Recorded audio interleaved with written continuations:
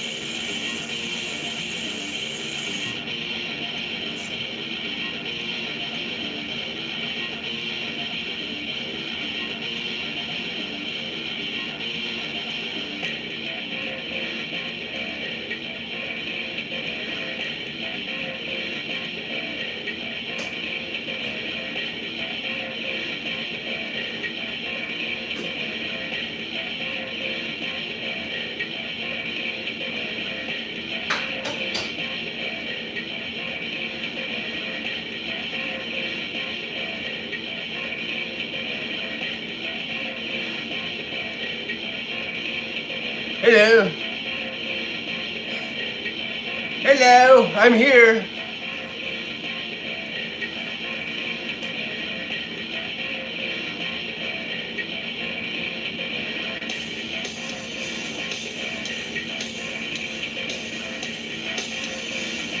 Just making my breakfast.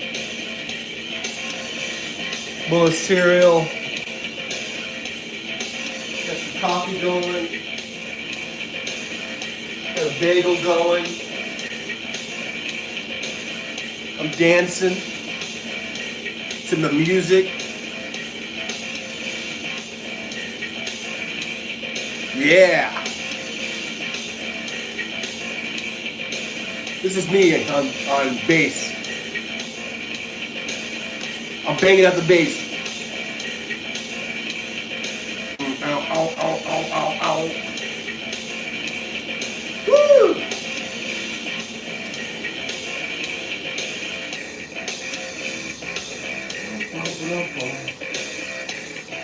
Hey, who's in the house?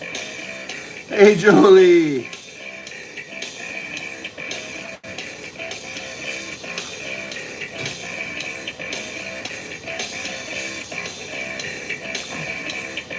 H10 Thunderbolt says, why are there 9 of this exact same video recognition thing? I got no idea, man.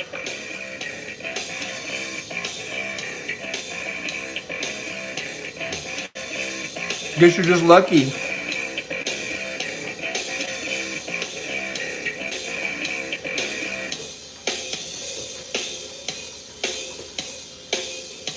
Well, my bagel got a little burnt.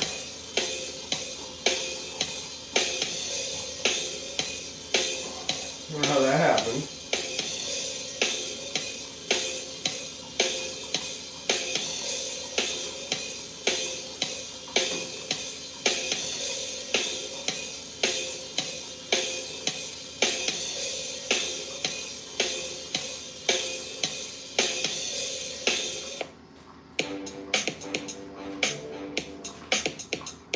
I don't know. I don't know.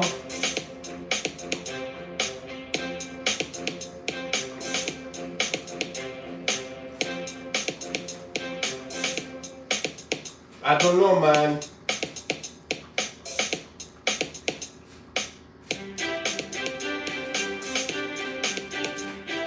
Bum, bum, bum, bum, bum. This is another one of my compositions.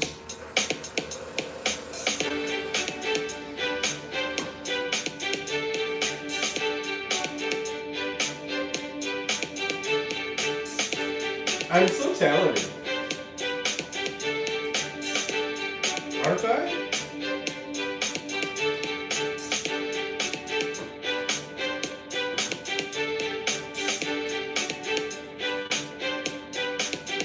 Oh, so very talented.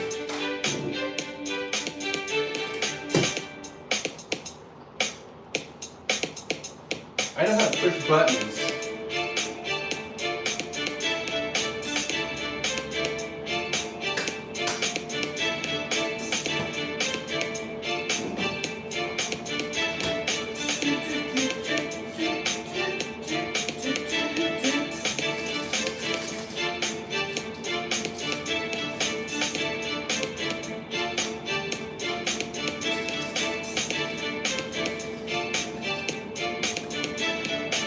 I'll be with you shortly.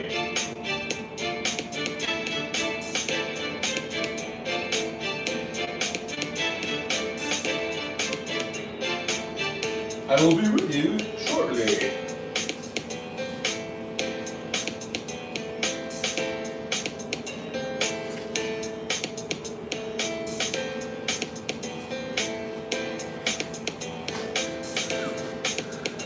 Hey, everybody.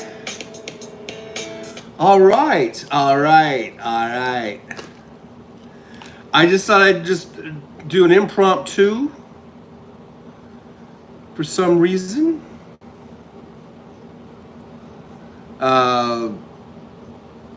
No particular reason. Just for the hell of it. Just for the old shits and giggles. Thought I would do that. It's 12:39 here in Las Vegas, and it's already 111 degrees. Thank you very much. I have not stepped outside that door. I've been in this room, nice and air conditioned. And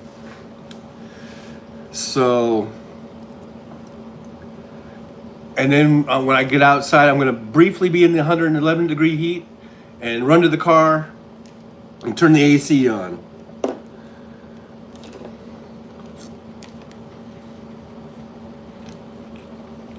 I live a sheltered life. So how you doing? We got Jolie, we got HM Thunderbolt 2, WW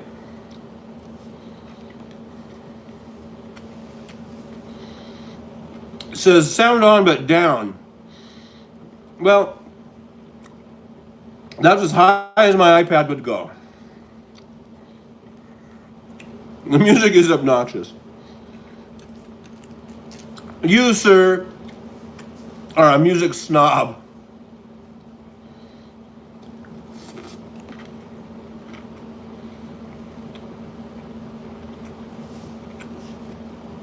Just because you're a musician, you think that it has to be made by human people or something. I don't know. Jolie says it's 83. It was supposed to be sunny all day, but have smoke from Canada again. So that darn smoke, that doggone smoke, has been playing. It's been wreaking havoc across North America.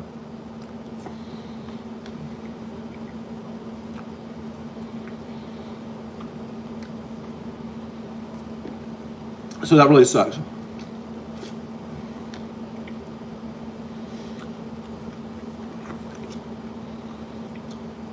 So on the other side, come on and say hi. Since we're in the weekend here, I hope you're having a good Sunday. Hopefully not too smoky, wherever you're at.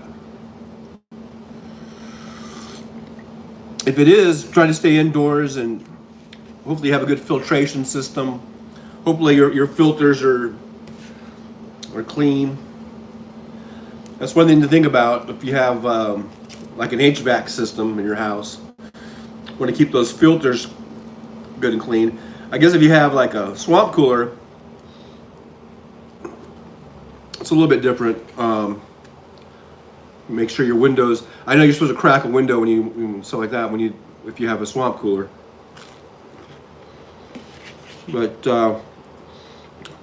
you might want to get out the old pandemic mask. You might have to wear that. It might help a little bit if it's a little smoky, you know. Jolie says my brother plays guitar and is a music snob too. W says, I'm beautiful here. The smoke is only bad at night. That's weird. It's only at night, huh? Well, you guys got the smoke. We got the heat. It's 111. It's supposed to hit 115 today, so we're not even at the high. Hi, Siri. How you doing? Siri just comes up. Thanks. She says she's fine. You may leave now. You may go back crawl back under the slime-filled rock you crawled out from under. No, I get nasty with Siri, especially when I did not ask for you. You can leave now. Hey.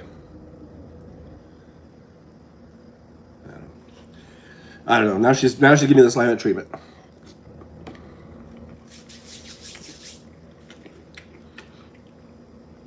So we're gonna hit 115 today.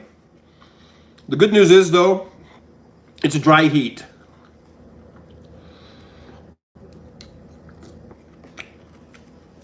And I know that's kind of a joke, you know. But I'll tell you what. I'd rather be in 115 degree dry heat than even 95 degree heat back east where, you know, the humidity is outrageous and you're just constantly sweating, you know.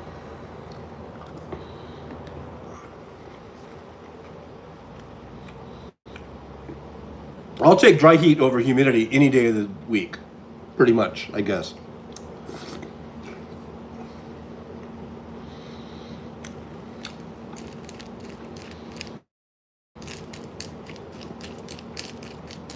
And even the people who live, who people come out here to vacation, right?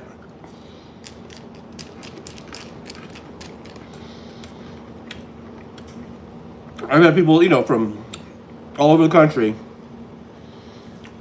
who are like pretty much born and raised in that humidity,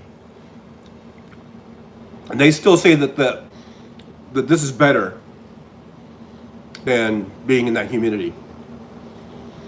Because sometimes things are like, it's what you're born into. You're used to it, and so you might prefer. You would think maybe they would prefer the humidity over the dry heat, but they don't. So if you're ever wondering why the western states people keep moving here, that's a good part of it. It's the weather. The weather is so great.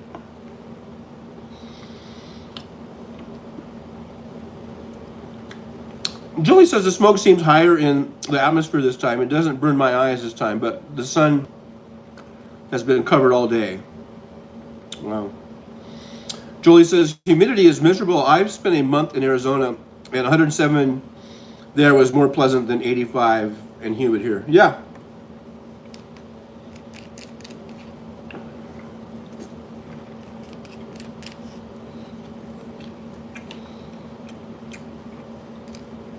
Yeah, and 107 isn't that bad.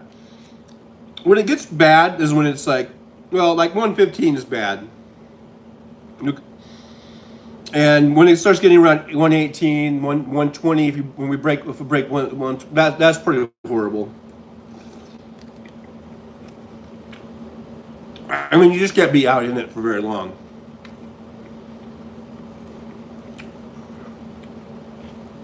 When it starts getting up to 120, you gotta, basically it's just the walk from the car to the store, and that's about it, You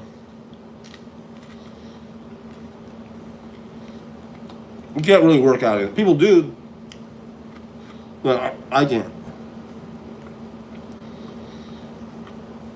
It's just way too hot.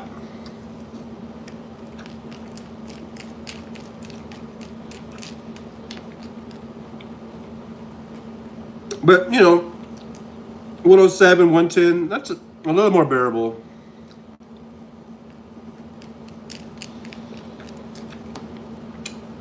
And a little bit more typical and normal of what, this time of year, this time of July,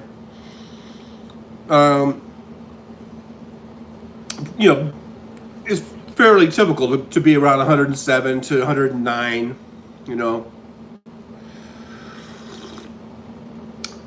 So now we're getting up into 115, and that's becoming more and more the norm. But that is, I would say that is slightly above average.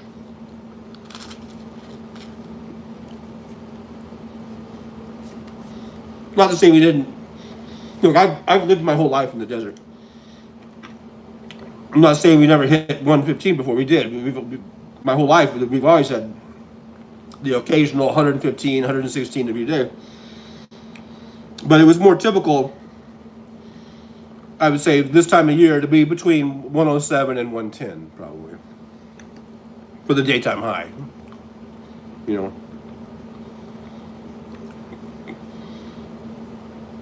WW says we are at 35% humidity, which is nearly perfect.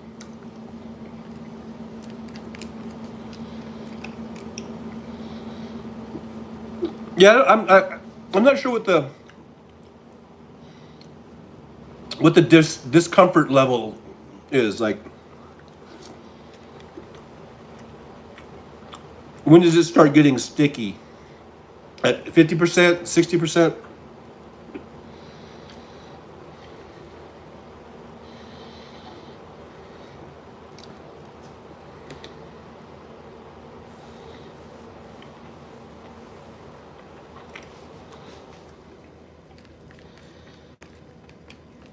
Because here, I don't even know if it says the humidity. Oh, Siri came on again. No, Siri, I do not need you. I'm not sure I understand. Siri, hey Siri. Hey Siri. Oh, now it comes on over there. What is the current humidity in Las Vegas?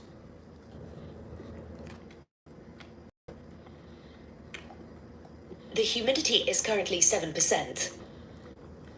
Wow, I didn't even think it was that high. We're at 7% humidity here in Las Vegas.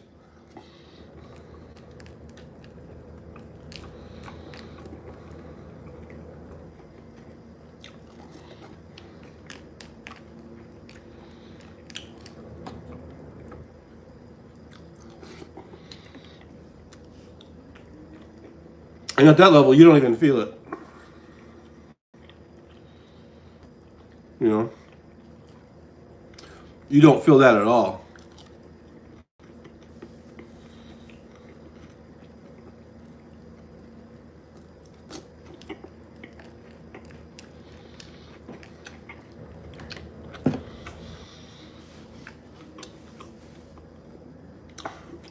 All right, so I'm just sitting here eating.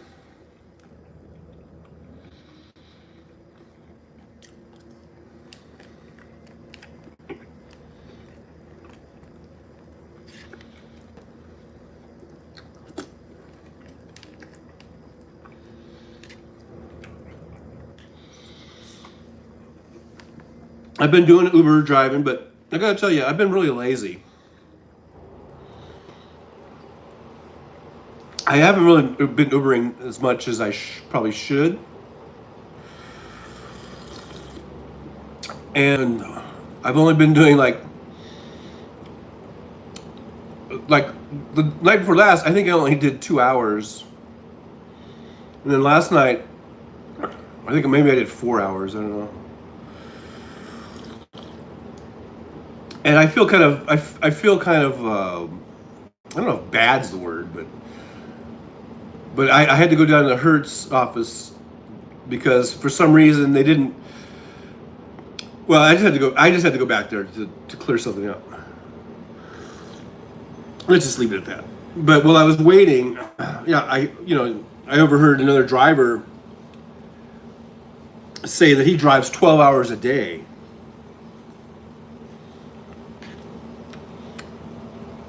And I was like, damn, that's crazy.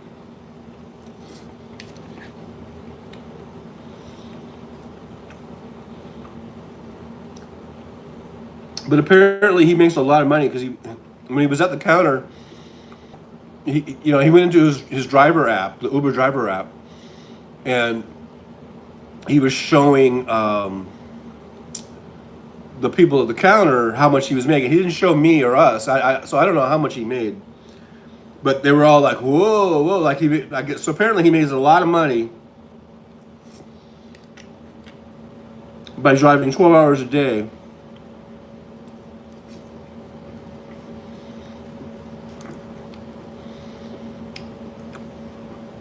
So then I'm thinking to myself, I gotta start getting my fat ass out. I don't know if I'll do 12 hours a day. I never even did that as a truck driver. I mean, you can't legally do 12 hours. You can only do 11 hours in a 14-hour period as a truck driver. Apparently, as Uber drivers, you can do as much as you want. I don't know. But I'm thinking I should probably just start doing like 8-hour days, like a regular shift, or at least maybe 5 days a week, 8 hours a day. I should do a 40-hour work week. I don't know. I've been just doing this sort of half-assed and kind of,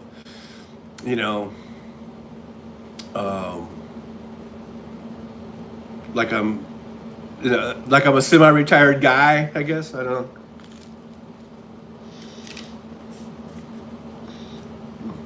So maybe this week,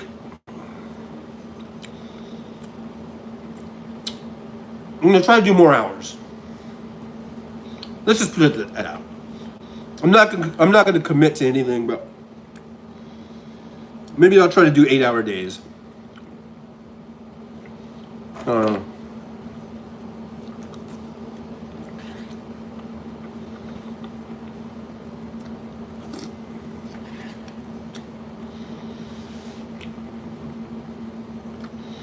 But I imagine if that guy's doing 12-hour days, man.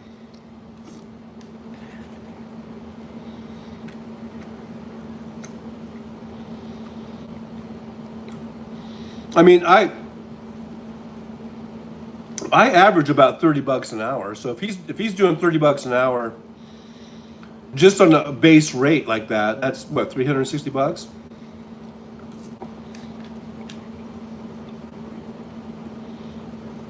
But then as you're going, you're getting like little bonuses.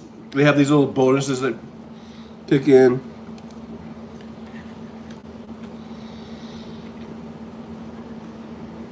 And these surge rates that happen and all kinds of stuff. So he might be doing at least $400 or $500 a day, maybe.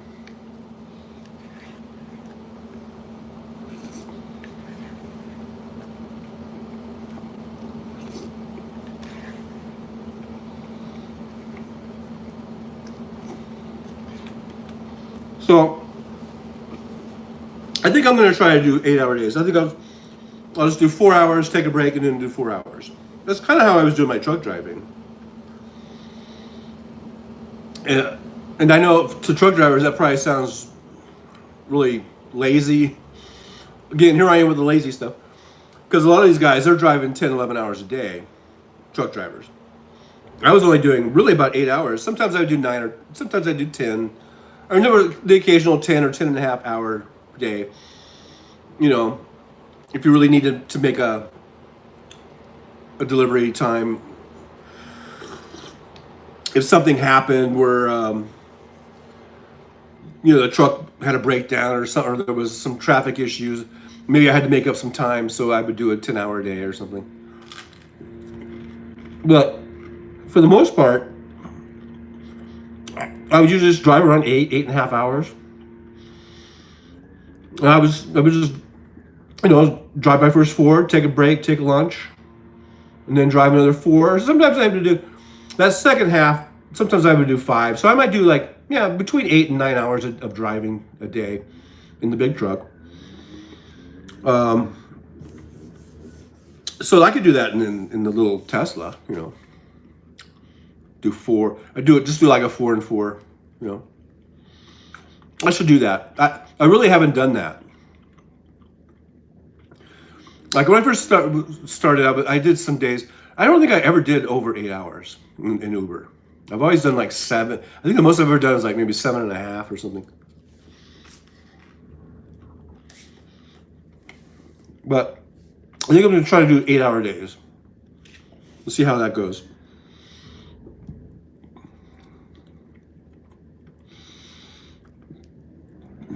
Jolie says she's by the pool. Probably shouldn't be because we're under air quality advisory, but it seems okay. And then Debbie says, WW, I've been out in the yard with helpers. Got to keep on top of them.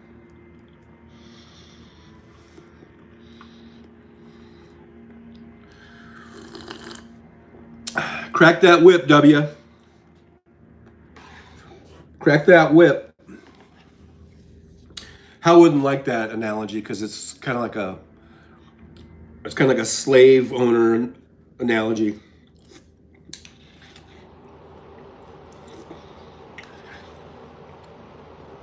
Apparently.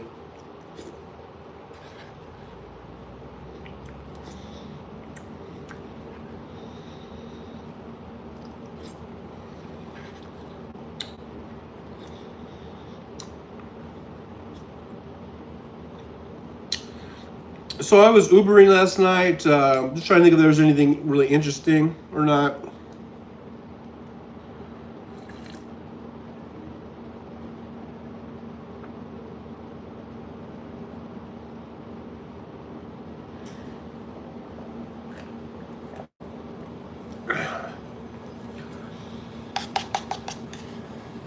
My last ride of the night,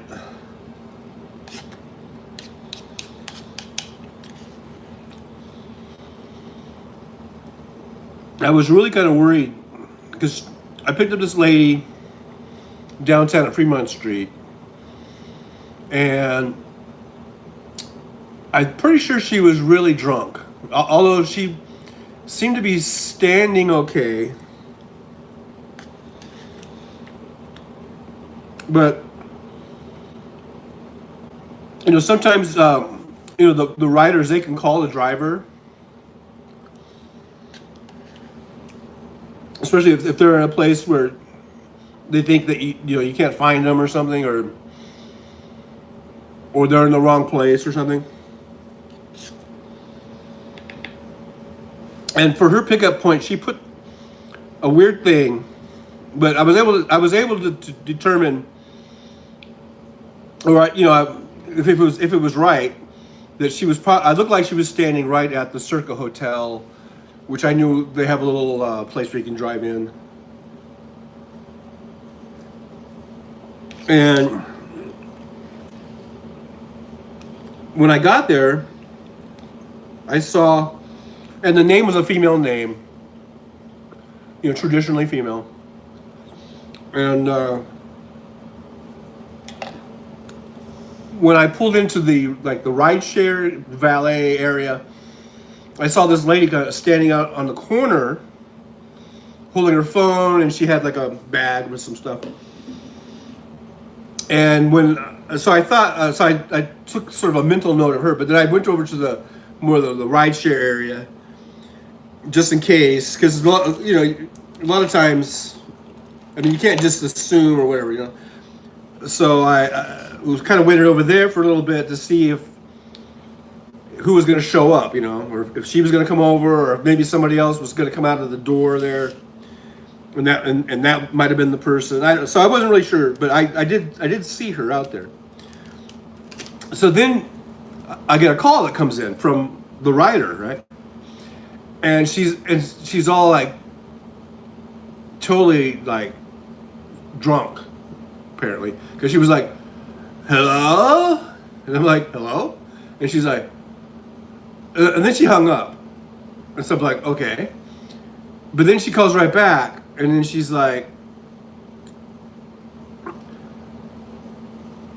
"Where are you? Are you picking me up?" And all something. I'm like, "Yeah, I'm here. I'm at the Circa,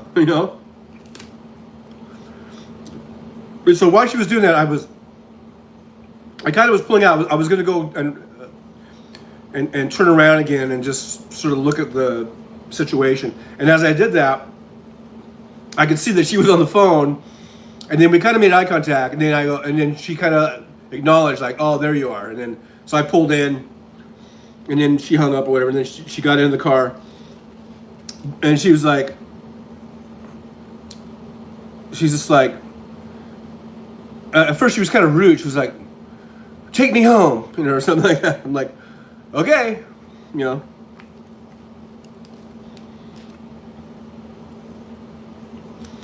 And then I didn't really engage in conversation because, well, for one thing, I thought she was rude, and I thought she was strange. Like, I don't know, she made some comment like Teslas or something like that. Like, she didn't like Teslas. So I was just like, okay, whatever. You don't have to like Teslas, but whatever. And then I'm just kind of busy. I'm trying to look at her address and see the route. I'm just get an idea of where I'm going. I was kind of paying attention to that. And so then I just didn't really engage her. And then it's kind of seemed like, I kind of glanced back. I kind of looked like maybe she was passing out or something. I don't know. And so now I'm worried, like, okay, I know she seems really fucked up.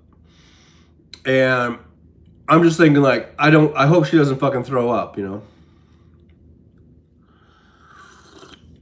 And her house was it was like 7 point something miles, which maybe that doesn't sound very far to you all, but in Uber, that's kind of far, especially when you're in Vegas, and I mainly like to stay on the Strip, but so it's kind of a long trip, it's like a 15-minute trip or whatever altogether because of traffic and everything, and the surface streets and stoplights. It adds to the time. So anyhow, so we're most of it was on the freeway. We get off the freeway, and then I'm on the streets. So every time I would go down a corner, I just would go super slow, because I remember this guy that I talked to before, another Uber driver, was telling me how whenever he thinks he has somebody who's drunk or whatever, he just goes really slow around the corners. He doesn't want to get him sick, you know. And I also put in little floor mats, which was his suggestion too, like because he said a lot of times if you get stuff in the carpet, it's really hard to clean it out. But if you have floor mats, you can just throw away the floor mats, you know, and buy new ones. You know, like buy some cheap ones. And I bought these cheap ones. They were a set for like $12 it was actually at the Goodwill store where I bought my toaster. But they were like brand new, like, you know, floor mats that were still in the packaging and stuff. So it wasn't like it was, you know, some old used floor mats. But anyhow, so I was just really careful to go around the corners as I'm like, I don't want this chick, you know, puking in my car. And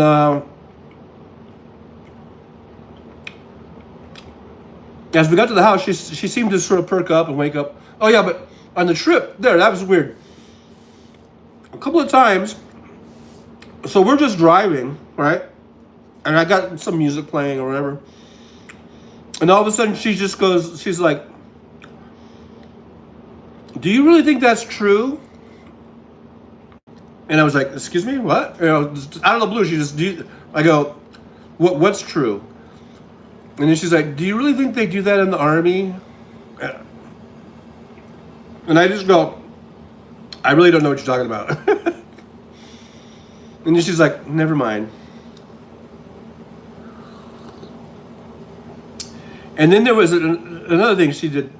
I forget, what did she say? There was another thing she said. It was just out of the blue, like some weird thing.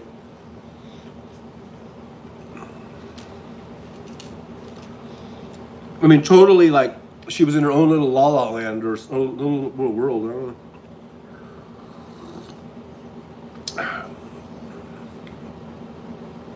So I don't know if she might have been on something else. I don't know. She might have been shrooming or something.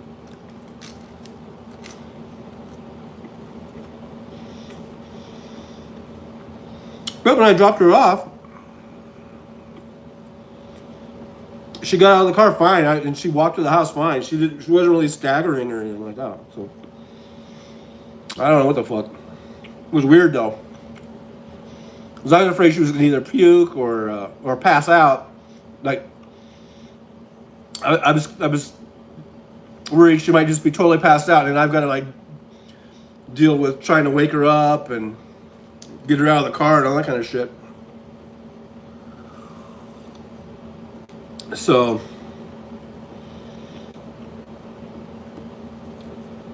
that was my last passenger of the night last night. It was a pretty busy night though. A lot of people were out and about. Saturday night in Vegas. It was a pretty big night.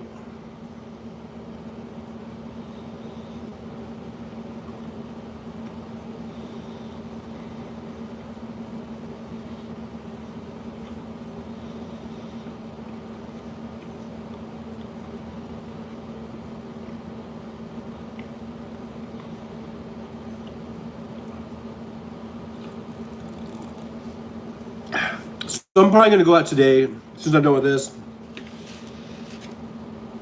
and see how many hours I can get in today.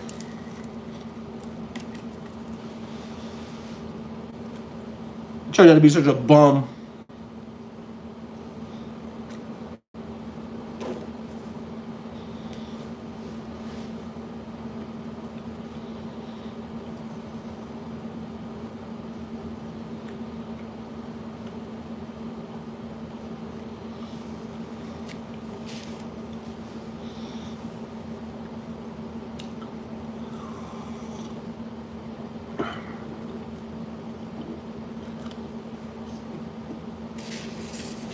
All right.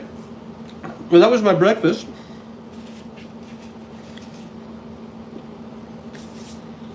Coffee and cereal and a bagel. The breakfast of champions. Or so I've been told. No, actually, no one's ever told me that.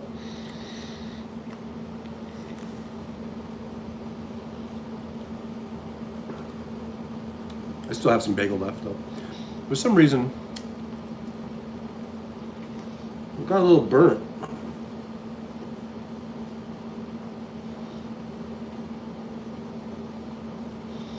I guess I should buy myself a frying pan.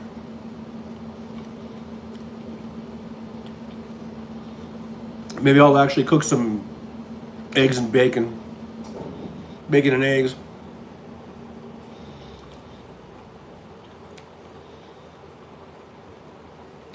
It's an electric stove.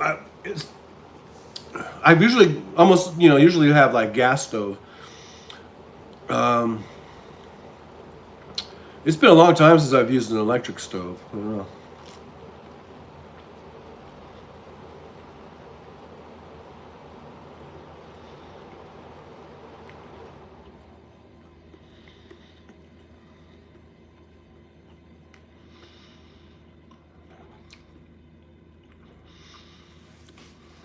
I guess in these type of places, electric's easier, so they don't have to keep doing service calls because people can't figure out, like, if the pilot light goes out or something. They don't know how to light the pilot light or something. Might blow the place up.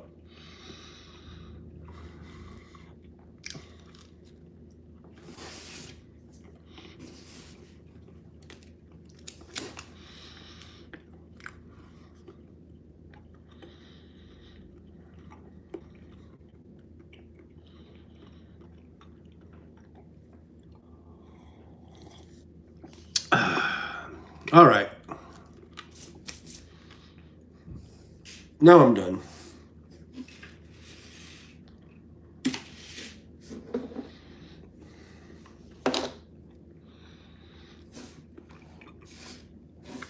I might have to make another cup of coffee though. Okay, so what do you got going? You got smoke. W is doing yard work with helpers. A10th Thunderbolt 2 was annoyed because of getting all kinds of video recommendations. Apparently, the exact same video recommendation. 9 of them. That's kind of strange. I had nothing to do with that. That's a YouTube deal, because all I do is hit the go live button, and then I hit a share, and I just shared it to some of the social medias. To alert everyone that this is going on right now, this right here. You don't want to miss that. I'm just hanging out. Just in my room, my apartment here. I just thought I'd hang for a little bit. I haven't gone over on Threads yet.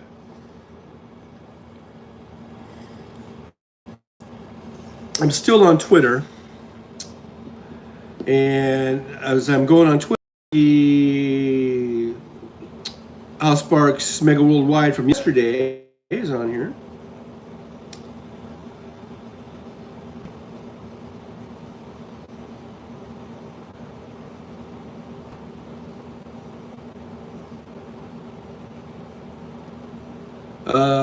Let's see. Dodgers won yesterday, 5-1 over the Mets. Yay, go Dodgers. Oh, here's Rocky Mountain Mike. He posting pictures from Iceland. Very pretty pictures. So pretty.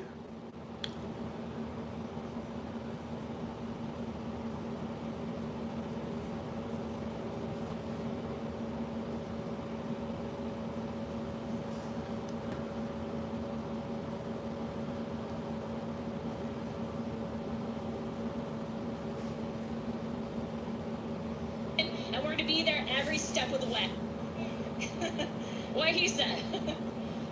But it's a huge problem. And when I'm meeting with these foreign leaders and they're telling us we need Trump back, they're waiting for us to shine again, be the beacon of light and freedom in this country and on the world stage. stage. I'm telling you right now, he's going to win, and we're going to be there every step of the way.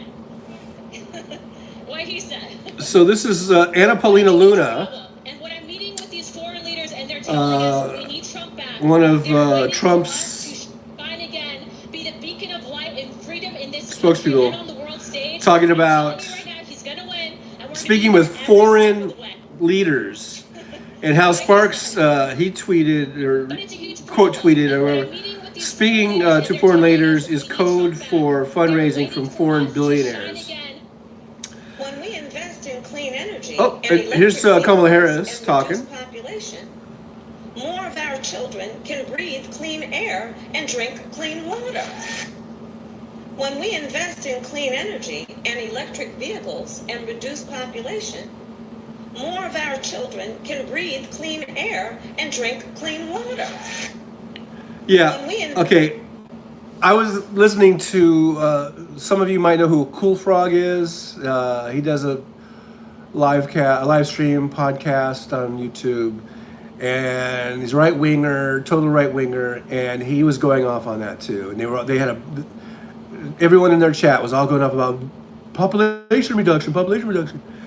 Yeah, she meant to say pollution. It's very obvious. She was talking about pollution, reducing pollution. You know, even the best speakers mess up, like I just did, and I'm one of the best. Jolie knows Crew Frog, yeah, and of course, and as Hal pointed out, you know, energy and electric vehicles and reduce. Okay, here's what Hal Sparks says in response, because Elon Musk posted this and said, "Can someone explain what our vice president just said? Reduce population?" And all the right wingers are taking that and thinking that this some left wing plan to, like, you know, reduce the population and all this kind of shit. Hal says she meant pollution and misspoke. Pure and simple. Remember when Trump said we're going to be appointing very pro-crime judges? Why didn't he tweet about that? And there could be a whole myriad of all of Trump's, you know, misspeaking. But that's fine. But if Kamala Harris says reduce population when she meant to say reduce pollution, then it's a grand, you know, conspiracy to reduce population or something.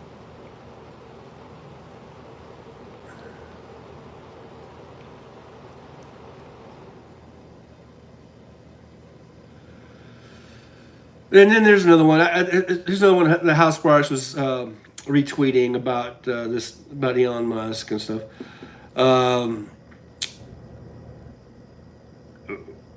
Hal just says, breaking: Elon Musk wants the best outcome for his employees, so he is shutting down Twitter because at Facebook has 4 times as many users and 24 times more billions of dollars in ad revenue.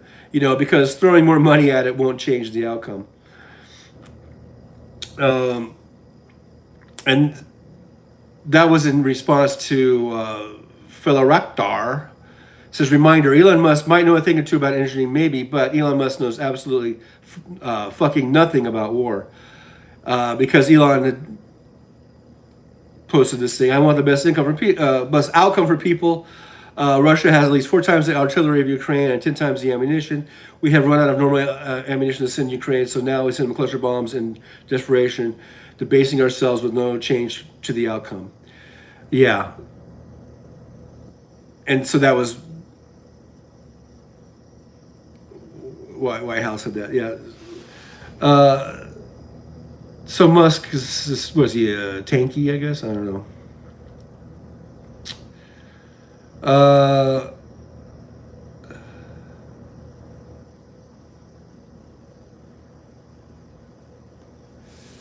What else is going on here? Let's see. Here's Elizabeth Warren. She's posted my investigation at Senator Warnock and at Senator Blumenthal confirms that many uninsured Americans can't find or afford generic insulin. At Eli Lilly and Company promised its generic insulin for $25, but consumers are paying up to $330 at the pharmacy. Congress must act. Yeah, because their promises aren't worth shit, and you got to get it in writing. You know, you got to get it a law. New York Liberty, Sabrina.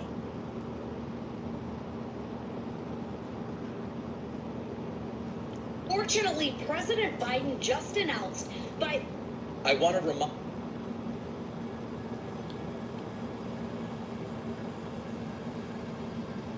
by the stroke of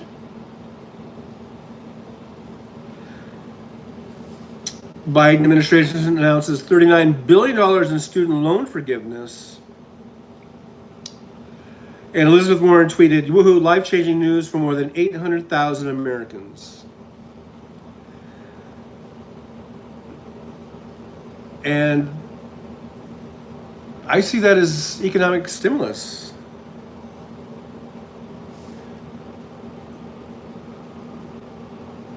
Someone was trying to make some sort of point that there was some poll that if these loans are forgiven, what would people do with the money? And people were saying like, I'd buy a new TV, or I would do this or that, whatever. And then as though that's like a bad thing. That's all economic stimulus. That's good for the economy. That's how it works, folks. That's how it works.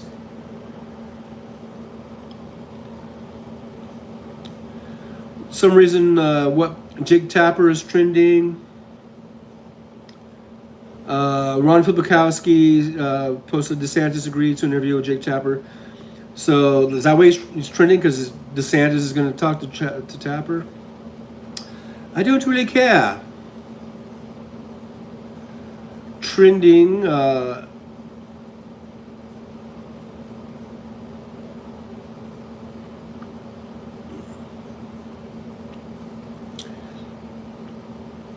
Shegs. I don't know what that is.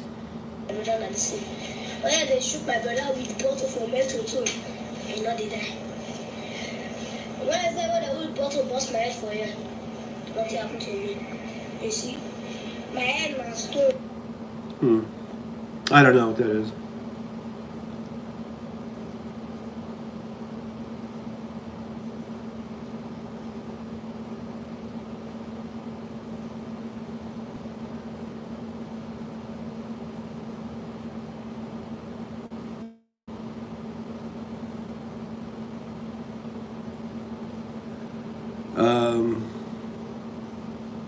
I don't know what Shegs is. Sorry, I'm looking at these posts. I still don't know what it is. I don't understand it. I guess I'm just old. I'm like the old guy who doesn't understand shit. You know.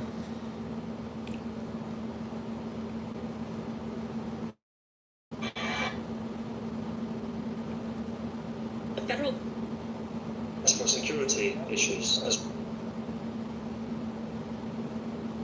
Actor Kevin Spacey told jurors he was, quote, crushed when he...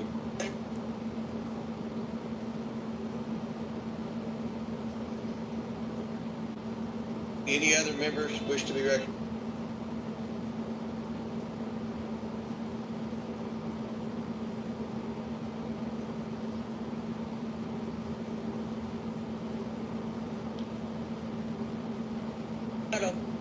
You...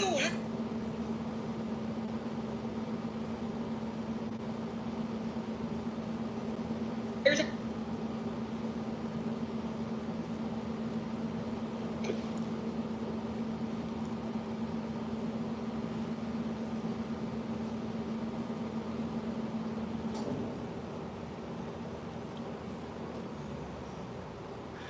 Tommy Chong posts, "Yo man, Cheech and Chong's gummies are officially 100% legal."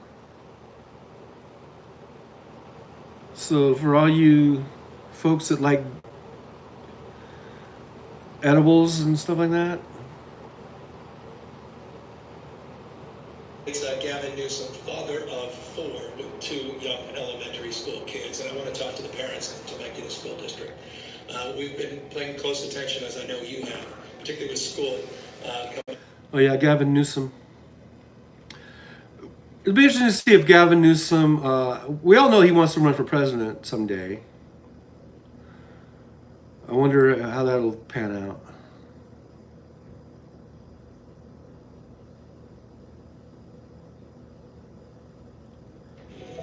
Welcome to Bet Rivers Bonus World. What can I help you with? Here's something that Trucker John posted. That's me. This was in replying to a video where it looks like someone throws I guess a water balloon. I think it was a water balloon, and hits the back of the head of some dude that they claim was Mike Pence. And as I was looking at it, I go, this person looks way too tall to be Mike Pence, because Mike Pence is like a little short shrimp, right? He's barely 5 feet tall.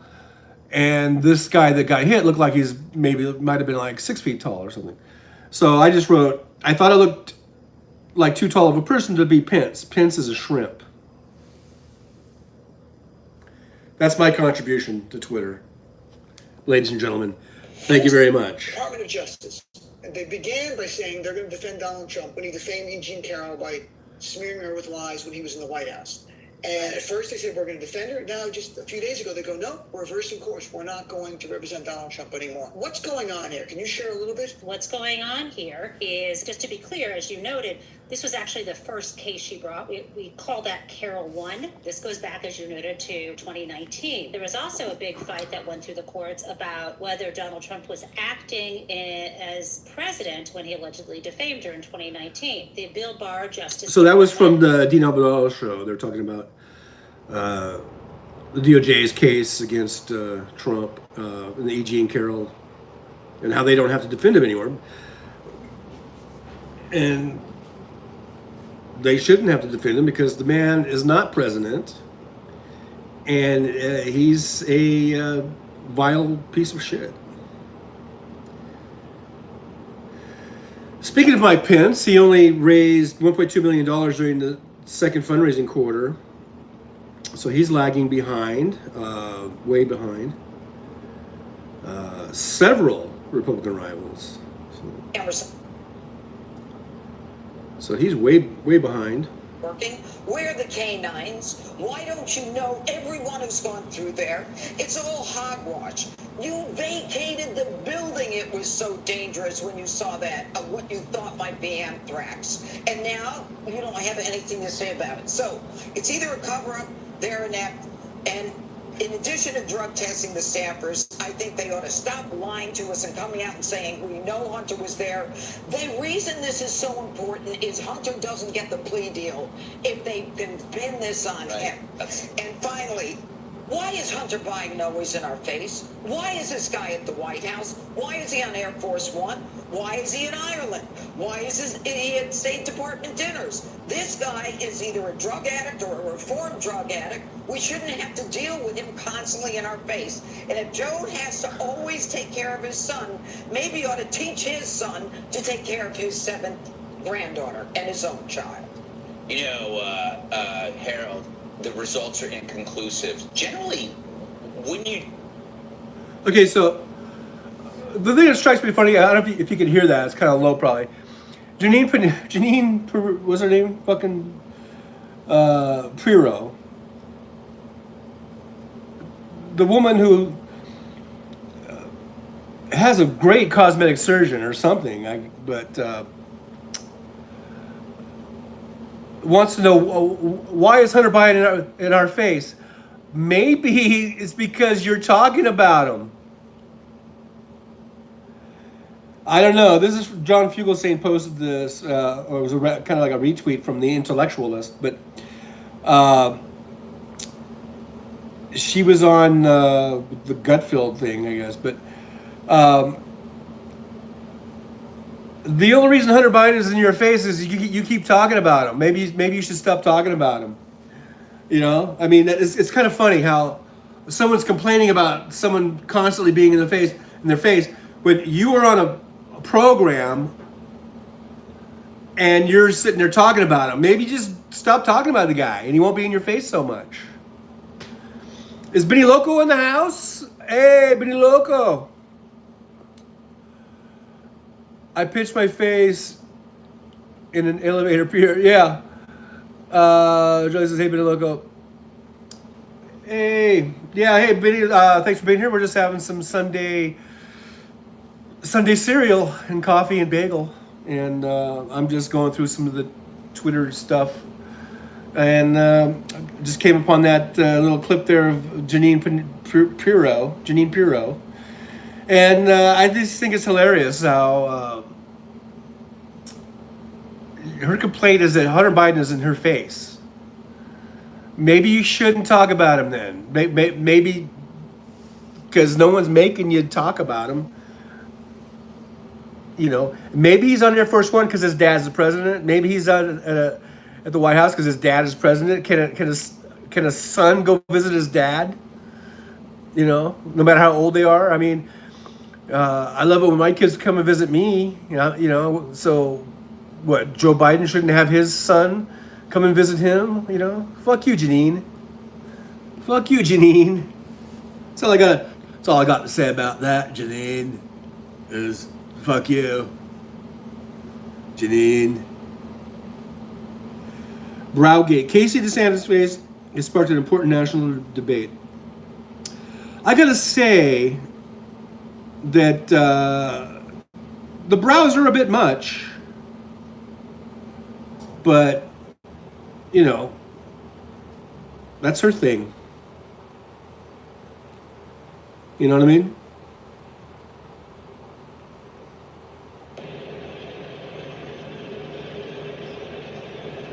I don't know who this is. Someone posted a video driving, it looks like my old hometown of, oh, this is at the Colorado River here. This is at Needles. This is I-40, it looks like. Somebody on I-40. Let's see, what else is going on here? Barbie. There's the Barbie movie. And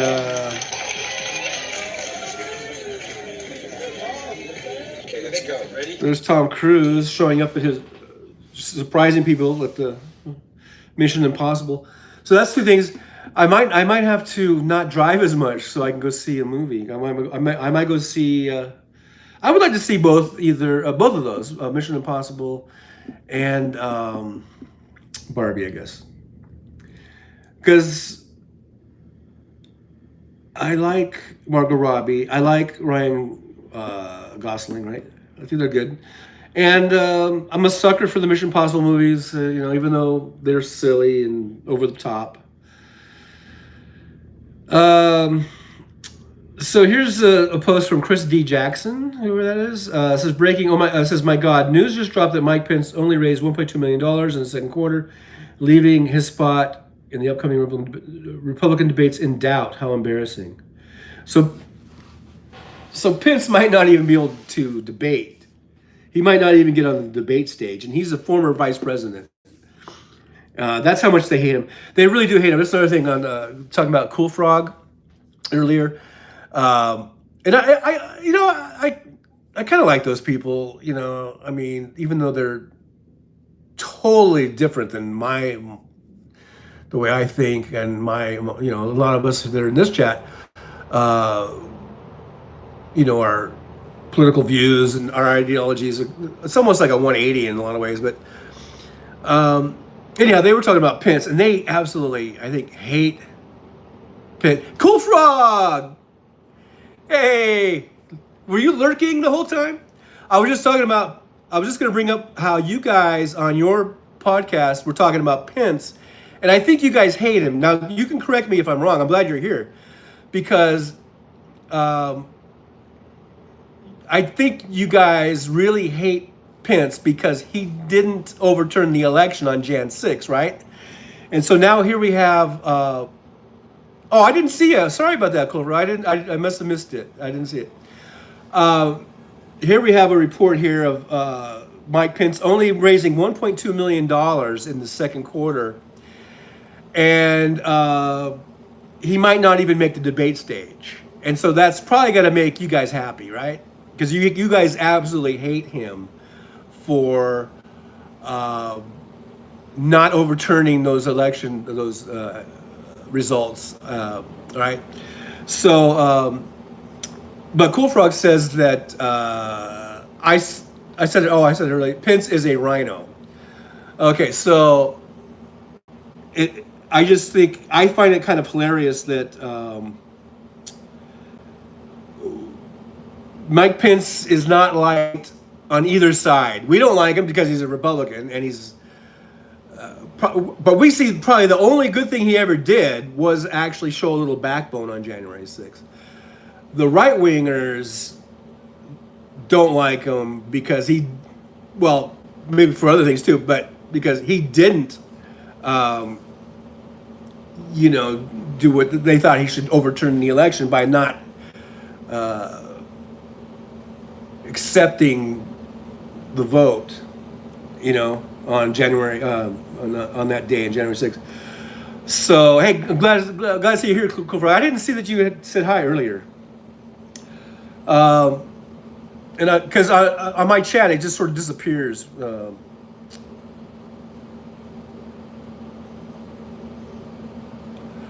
Cool Frog is not a troll. I don't. Okay. You might not agree with him, but he's not a troll. W says the girl pulling the weeds is putting all the wrong stuff on the compost pile. I need to calm down. No, you need to crack the whip. Wes, crack the whip. Don't let that girl put the wrong stuff on the wrong pile. God damn it. Come on, man. You want to have a good compost pile or not? Pence spends a lot of time with his face in mother's lap, and I ain't talking about his wife. I'm talking about his man crush. And Kufruk says the gold trinket is what turned me away from him. And W says Cool Frog was asking about loans. Oh, I must have missed that.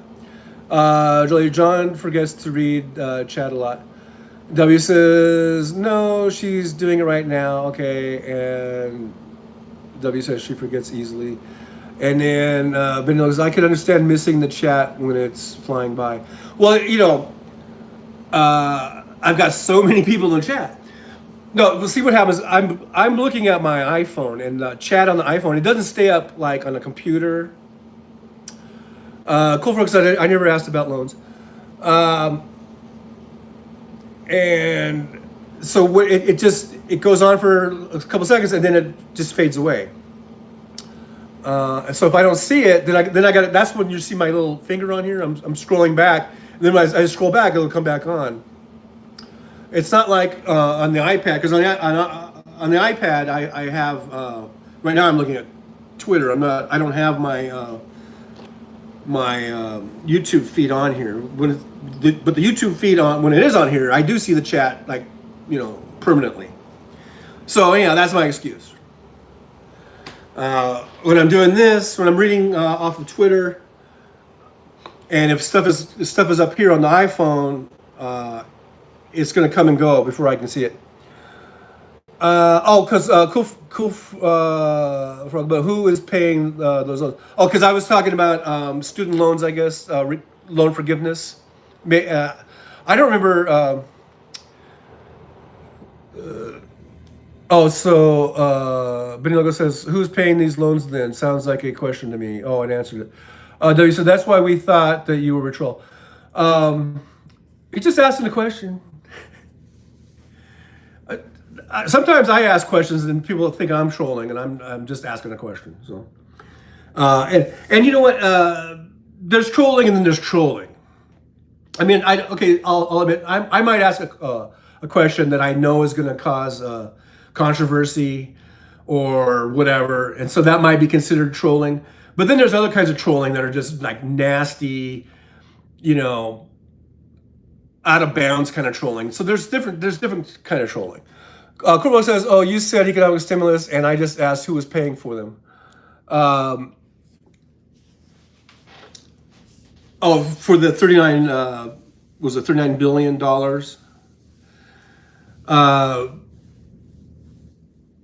Well, yeah, we all pay for it, right? And Cool Frog says, "I don't troll, I respect Trump." Thank you. And it's likewise, it's mutual.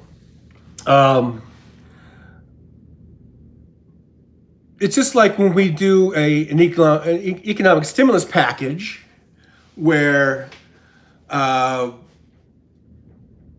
going to put stimulus, a stimulus package. Yeah, that's out of our money. That's our money. That's our taxpayer money. But it's going to go into a package that's going to stimulate the economy and get the economy rolling. So it's called an investment. So we're investing in ourselves. We're investing in America when we use our tax dollars to stimulate the economy. So if we put up $1 and we get $7 back, that's a pretty good investment. And that's just a total ballpark, that's not really even ballpark. I mean, that's just a hypothetical, I guess. So, Cool Frog says, "I owe on student loans. Why would I expect you to pay my loans?" Well, maybe not all of your loans. Maybe just some of it. There are certain stipulations there where, I guess if you're in a certain income bracket, it's not going to work. It's for people in middle and lower incomes are getting some relief. It's so they don't get to the point where they're going to lose their houses or they can't even pay their rent or something. I mean, so I think I think it's money well spent. And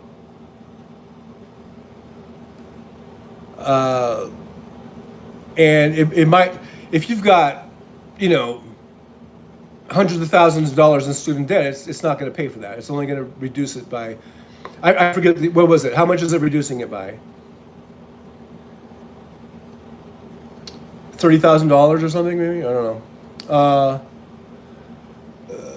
See, I've got to scroll back to see the chat. W says, "Zach, people can't afford to become teachers and nurses where there's an education requirement. The jobs do not pay well enough to pay off the loans." Binogo says, "To lighten your burden in these harsh times because Democrats give a fuck." Yeah, but would that not just raise your taxes? No, because your taxes are already set. But no, it says 20K. Okay, I said 30K or something, but Cool Frog 20K. W says, "This new one will forgive most of them, but they are worth less than 10K, if I remember correctly." Okay, so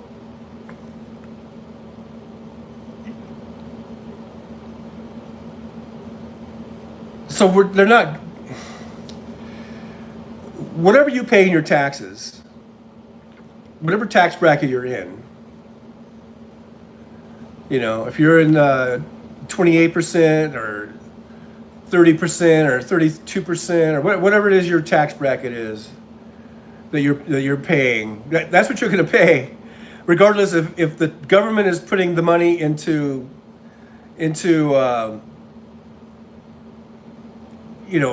defense budget, whether they're putting it into whatever it is, all the things they do, social programs, Social Security, Medicare, defense, all the things they do, you're still going to pay that no matter what. So whether or not there's a loan forgiveness program, your taxes are still your taxes.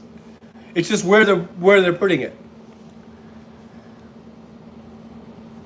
But your taxes aren't going up because of that. In order to raise your taxes, that would be a whole different law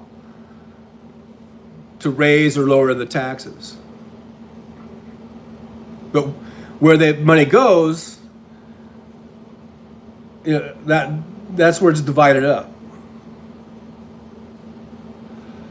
Uh, someone has to pay the government back that money. But because I wish somebody would bail me out. We've got $1 million in medical bills. Where's my bailout? Well, that's a completely different issue.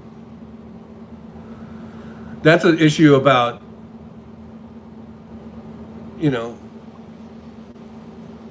private healthcare system or a single payer, Medicare for all type system that we would like to have, but or a lot of us would like to have. I'm not sure if Cool Frog would like to have that or not. But I mean, that's a healthcare for all, but Hunter's laptop.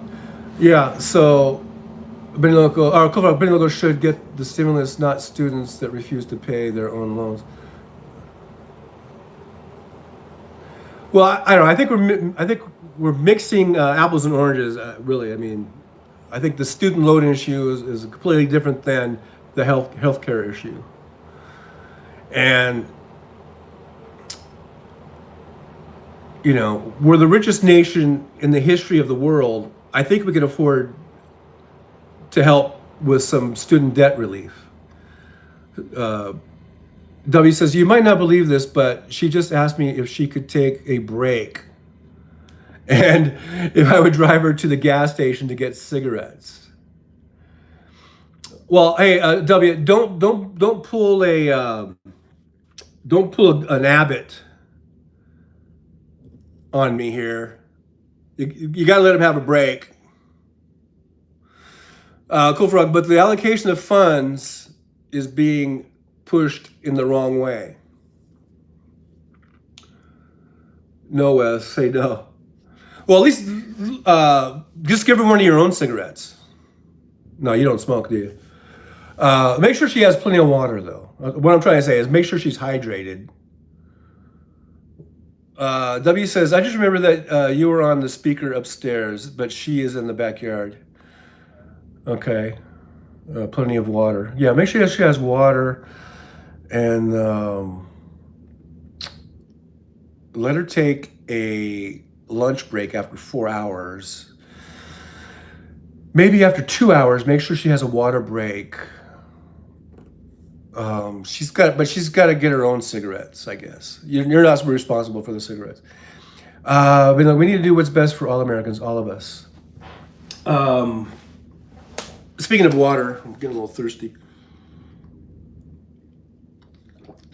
Yeah, so back to what Cool Frog said. Yeah, it's where the money is being spent. That is always the issue, right? Because I guess Republicans or right-wingers or whatever, first of all, they don't want to pay any taxes, but whatever taxes they do pay, they want either to just go all to defense spending and then let everything else go to shit, I guess. And then whenever something does go to shit, they'll want to complain about it. People on the left, Democrats, liberals, progressives, whatever, we like our tax money to go to a strong social safety net. We like that, and we like to go to we'd like to see like a Medicare for all. Cool Rock says more like less government overreach, and that is always that's a common phraseology.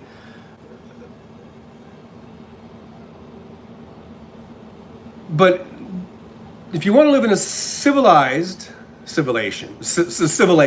Hey, I think I just made up a word, civilization. If you want to live in a civilized society, or civilization, as I like to call it, we need to have, I think,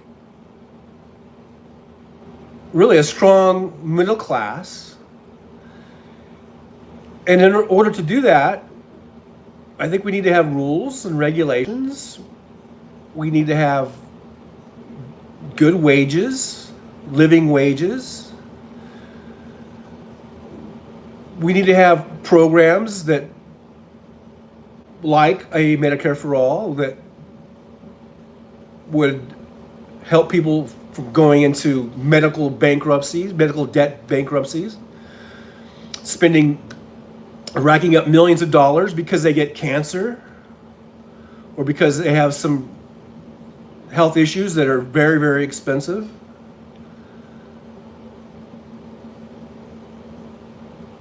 So how do you do that? If everything that's being done gets decried as being government overreach,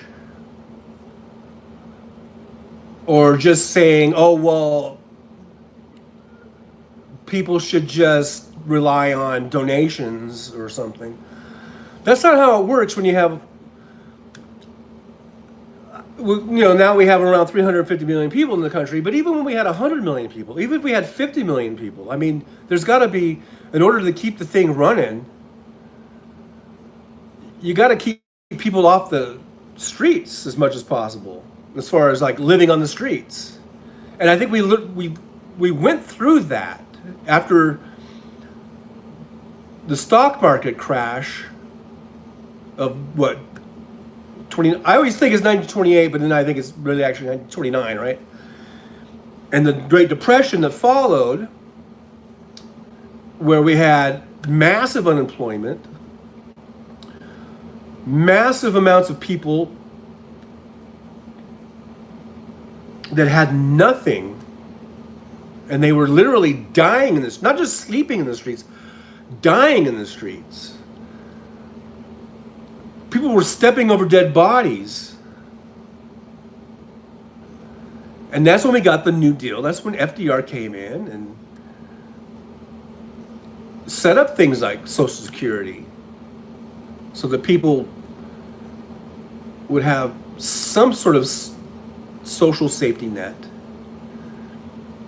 to help in some small way to not just die on the street. So if you're against that and you just think everyone should just be on their own and it's just dog eat dog, which still is in a lot of ways, but I mean, we should have like no taxes, and whatever taxes we do pay would just be just to military spending.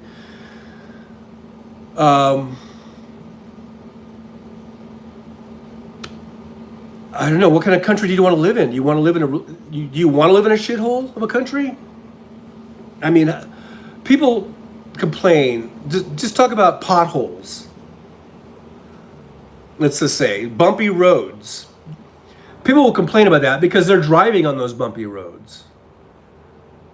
So it's really an immediate, right in their face kind of problem. But they don't want to pay for the taxes that it costs to fix those roads, because the roads aren't going to fix themselves, and people don't want to work for free. Contractors don't want to work for free, so you got to pay money to fix the roads. And when you're fixing the roads, you got to put up roadblocks, you got to block lanes, you got to shut down roads, and you're going to cause traffic delays. And people don't like that either. And people will bitch and complain and whine and cry. I know, because I do it every day when I'm out on the road. I do it too. People will bitch and complain about the road closures while the roads are being fixed. But if they're not fixed, they'll complain about they'll complain about the bumpy roads, right? So we want to live in a nice country where people make good living wages, people are not out on the streets, where people can get good quality health care and not go bankrupt over it. I think all of us really want those kind of things. But somehow there are some people that think that it's just magically going to happen without putting into the system. You got to pay into the system if you want to have a nice country. Otherwise, it'll be a shithole of a country. And there are plenty of shitholes all across the world where there's very, very, very extremely rich people that live on the top of the hills in mansions and have nice streets, and they've got armed security all around them, and they live in a nice, safe little bubble. And then there might be a little tiny, small, kind of middle class amount of people that maybe own some stores and some shops. And then they have a whole big mass of people that are living literally in plywood little lean-tos and cardboard shacks and in dirt and mud and have nothing. Is that what you want? Because that's what we'll get if you don't pay taxes. That's what we'll get. So do you want to have a country that has a decent infrastructure? Do you want to have a country where that has good roads and safe bridges? And I know we have bridges that fall down, and I know we have roads that are fucked up, but we've got millions and millions of miles of roads. And there's always that tug of war with the budgets and the people complaining about taxes and stuff like that. So it's always a battle getting funding and getting things done. But by and large, I would say our infrastructure is pretty magnificent when you look at it. Our interstate highway system, our highways and our roads, our stoplights, we have order. We have a pretty good order of things. It doesn't come from nothing. It doesn't come out of thin air. And it doesn't come from just the largesse of the rich people giving donations out. There has to be a tax. And it has to be budgeted. And it has to be, planned out. So you want to call that government overreach? Well, it's not government overreach. This is government. That's government. That's governing. It's called governing. So you take the tax money and you allocate it out to the transportation department, and to the Defense Department, and to Social Security, and to Medicare, and all these other various programs and things that we have, so that we can make a nice country to live in, so that we can have safe and healthy working places, so that we can eat food with a certain amount of confidence that it's not going to kill us.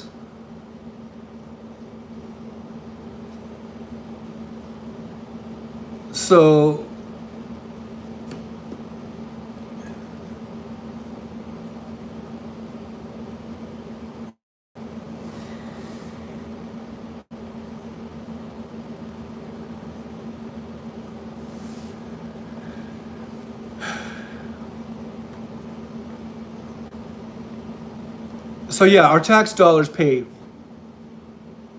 for loan forgiveness. Our tax dollars pay for a lot of shit. And I'm saying if we get people that can get into good jobs,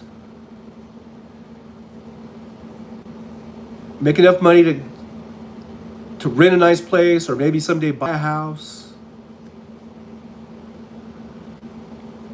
they have some disposable income so they can buy some things at the market or at the Sam's Club or wherever, buy a TV. That's good for the economy. And what's good when we have a good economy, it just snowballs. And so if our tax dollars are doing things that help to stimulate the economy, we're getting money back on that dollar. It's not a loss. It's a gain. It's just like when people talk about food stamps and they try to say how that's a waste of tax dollar money. But that program, it is one of the programs that provides stimulus to the economy, and where you get, for every dollar put into it, we get $7 back out into our economy. Because it moves items from the grocery store, food items, meat, cheese, milk, bread, all that stuff. It keeps the shelves moving. And then the stores have to order more, and those companies have to keep producing the meat and the cheese and the bread. It's just a chain reaction. Truck drivers have to haul it. Clerks have to stock the shelves. All that kind of stuff. It creates a chain reaction. That's the stimulus. So you want to sit there and cry about your tax dollars going to pay off some student loans? Fine, but just don't cry to me when we have a bad economy, when stores are closing and people are getting laid off because there's not enough business.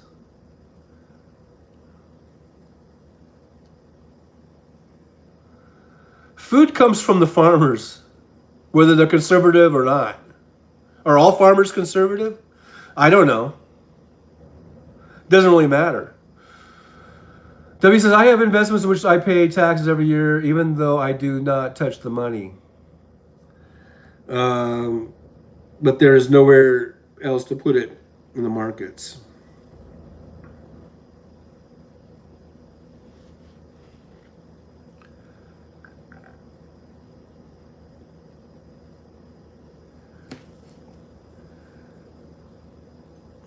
So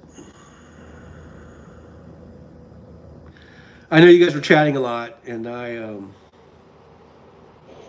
been over on Threads yet. I'm back on my iPad here so I can see the chat.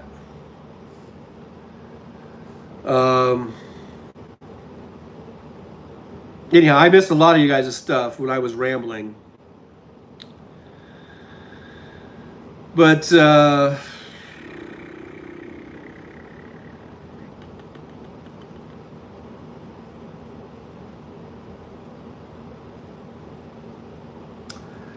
so this is going way back a while ago. Cool Frog says, stop trying to tell me where I need to spend my money. I'm not telling you where you need to spend your money.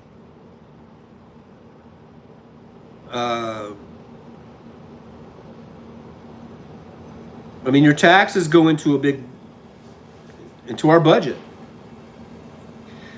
And I guess that's why you vote for Republicans, because the Republicans are going to spend the money in a different way. They want to cut the programs, the social programs, and what they want to do is they want to lower taxes for multimillionaires and billionaires and big multi-billion-dollar companies.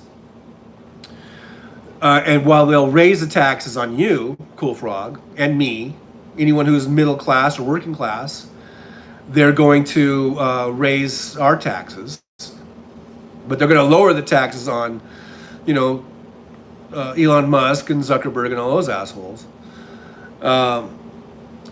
And they will try to cut regulations, cut as much as they can, so that those big businesses can just get away with operating in ways that might cost them a little bit of money otherwise, to try to operate in a more environmentally better way, or even in a safer way. They'll try to cut all those things out. That's basically what the Republican Party is all about. Lowering taxes for the rich, and the ultra-rich, or the ultra-rich companies, and eliminating as many regulations as they can. That's the Republican Party. So if that's what you want, fine, just keep voting. Now, let's see. Benny Loco says Republicans are deep and large and looming, like vultures waiting for the inevitable death they caused. Then they have complete power, the only thing they care about.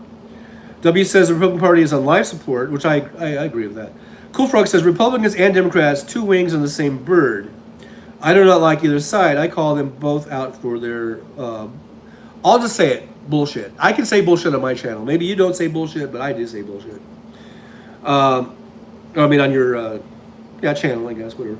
Benny Logo says, want to talk about overreach, stay the fuck out of my bedroom and worry about your bodily health choices, not mine, because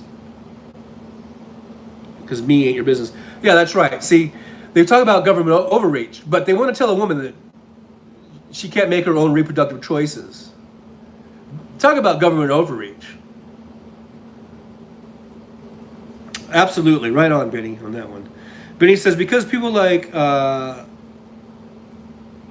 guess Cool Frog here, or whatever that thing is, we now have the Dems versus the Nazi invasion. Thanks for that. Cool Frog says, Benny Local, you have a great point. Stop telling me how I need to live. Stop telling me where to spend my money.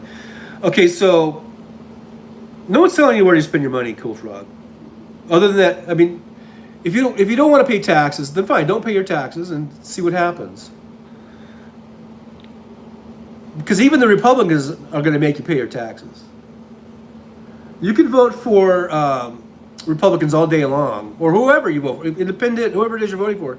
They're not going to eliminate taxes. I guarantee you that.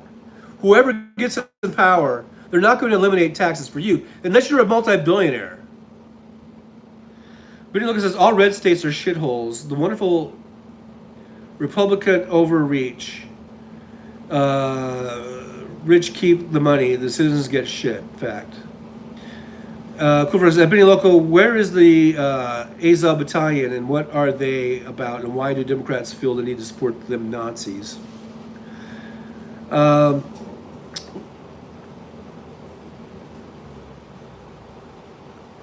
Democrats don't feel the need to support the Nazis. Let me just say, talking about the Ukraine war, we are supporting a country that has been invaded by Russia for absolutely no fucking reason. If there's Nazis in the Azov Battalion, there's Nazis here. There's Nazis right here in your own backyard, Cool Frog. There's Nazis in South Dakota or North Dakota, wherever it is you're at. I'm sure there's lots of Nazis up there. There's Nazis here in Nevada. There's Nazis in California. They're fucking everywhere. So should we say that if Canada wanted to invade us because they said there's Nazis here, would that be okay? Or if Russia wanted to invade us because they said they're hunting the Nazis, should we just say, oh yeah, go ahead, come on in, bomb the fuck out of us, bomb our schools, bomb our hospitals, go ahead. There's Nazis here. They're somewhere. There, go ahead, Russia, have at it. Is that what we're supposed to do? No. Benny Logo says, don't cry to me if you wind up with a jackboot on your throat. I voted for Hillary and I'd do it again. I'm now voting for Joe again because I give a rat's ass about the country. You do you. Crew Frog says, I live in South Dakota. Okay. I came from Minnesota. South Dakota is a much better place to live, and I am just as poor as I was in Minnesota. Well, I'm glad you like where you live. I mean, because South Dakota is a red state, and Minnesota is like a blue state. Is that the thing? Benilga says, our tax dollars pay for everything, and we struggle because the rich do not pay their share. W says, most red states are poor by nature. They are rural. Money and commerce happen in the cities. Barter and cash occur in the country. Cool Frog says, food comes from the conservative. It comes from all farmers, whether, like I said, whether they're conservative or liberal or nothing. W says, I have investments. Okay, I don't think I read that one. Beniola says, I pay property taxes in Florida, and I can't even live there because the level of ignorance is off the book, the hook. It's not off the book, but it is off the hook. And Beniola says, not to mention they tried to kill me. Yeah, I remember that story. Something else. W says, I have a friend with a similar problem in Texas. She had the tenant evicted and sold the place, but the HOA and FHA are holding up the mortgage. Cool Frog says, I voted for Obama twice. W says, leans against your property. Okay, that's a whole separate issue there. Benny Logan says, take away Social Security. 90% of the people in Florida die. Good old Republicans of the South. W says, she is clueless about how to deal with it from Illinois. Did I say Illinois? I actually said Illinois, didn't I, instead of Illinois. Anyhow, going back to Cool Frog, voting for Obama twice, I find that really interesting. Were you a Democrat at the time? Did you switch parties? Or whatever, switched allegiances? I find it kind of fascinating that you voted for Obama. Cool Frog says 100% of all people die.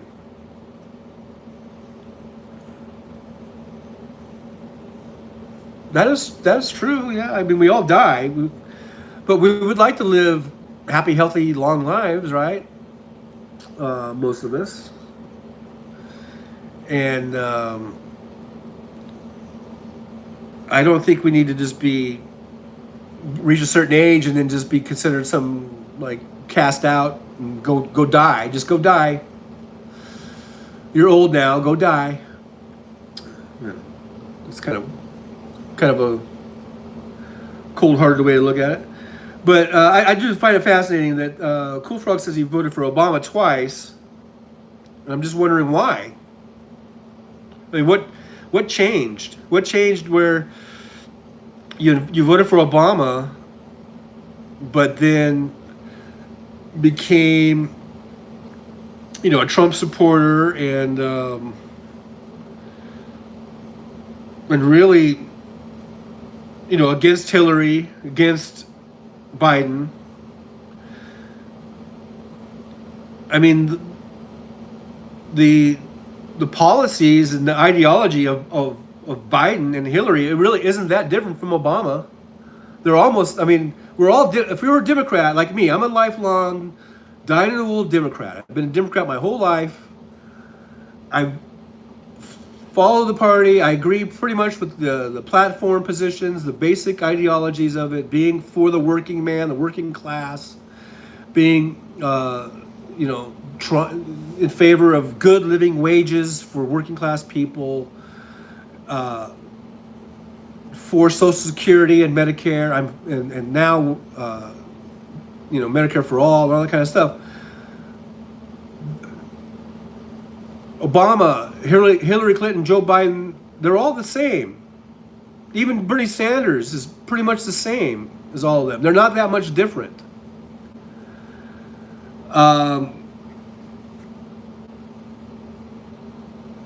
Benny Logan says, I voted for Obama twice as well. I'd vote for him again too. Cool Frog says, because I opened a book and learned the truth. And Cool Frog says, Hillary scared the hell out of me. Why does Hillary Clinton scare the hell out of you? Because she is for a universal single-payer health care? Benny Loco says, according to Donnie, the daughter fucker, to beat Biden 2 times, he beat Biden 2 times, was never removed from our White House. So with that logic, he cannot run again. But logic doesn't live inside his diseased brain. Yeah, Trump is always talking in circles and talking it out his ass. And he'll contradict himself in the same sentence. He'll start off in one place and come right around and just completely contradict what he just said. So Trump is a total mess. Probably has I don't know, worms in his brain. Cool Frog says, so then Cornell West might be your best answer. No, because, well, he's running as an independent. I'm not going to vote for him. He has really no chance. I don't know a whole hell lot about him, but I mean, I'm not going to switch from Biden to Cornell West. Yeah, the Green Party. Yeah, Jill Stein. Look, over the years, there have been things about the Green Party that I've liked. They've said some things that I think make sense. They have some policy ideas and some ideologies, and of course, I'm for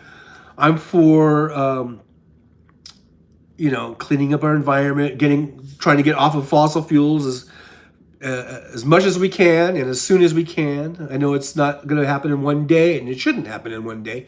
We're getting there. We need to get off of fossil fuels and get into green renewable energy. That's what we need to do. And I guess the Green Party is all for that, right? Because they're green.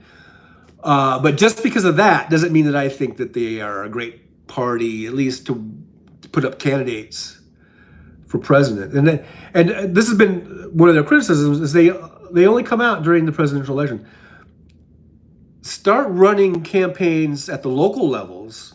If you're really that good, try to get in at the local levels, the city levels, and the county levels, and the state levels, and build up some sort of track record so we can see exactly what you're doing, and not just trying to glom in on the presidential election.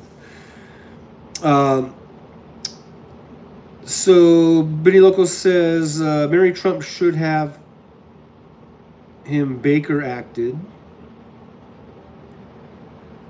Cool Frog says Cornell is a socialist as Bernie.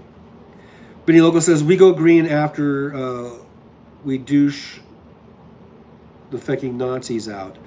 Benny Loco says that means vote blue, the only party that has ever done anything for our country.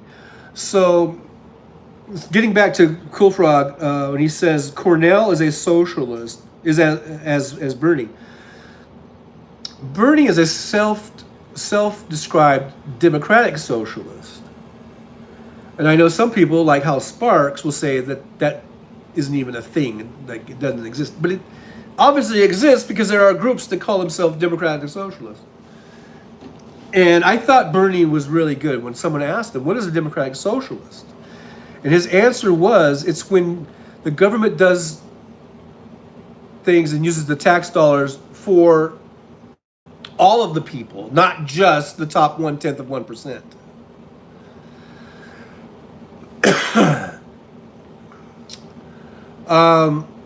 Benny Logo says Bernie gave us Donnie. No, Bernie didn't give us Donnie. The Russians gave us Donnie. That's the truth. There was Russian involvement, Russian influence. I'm not saying that they actually got in and turned votes, but they did a massive influence campaign, which they're still doing. It's that influence campaign and getting a lot of inside information from Trump's own people.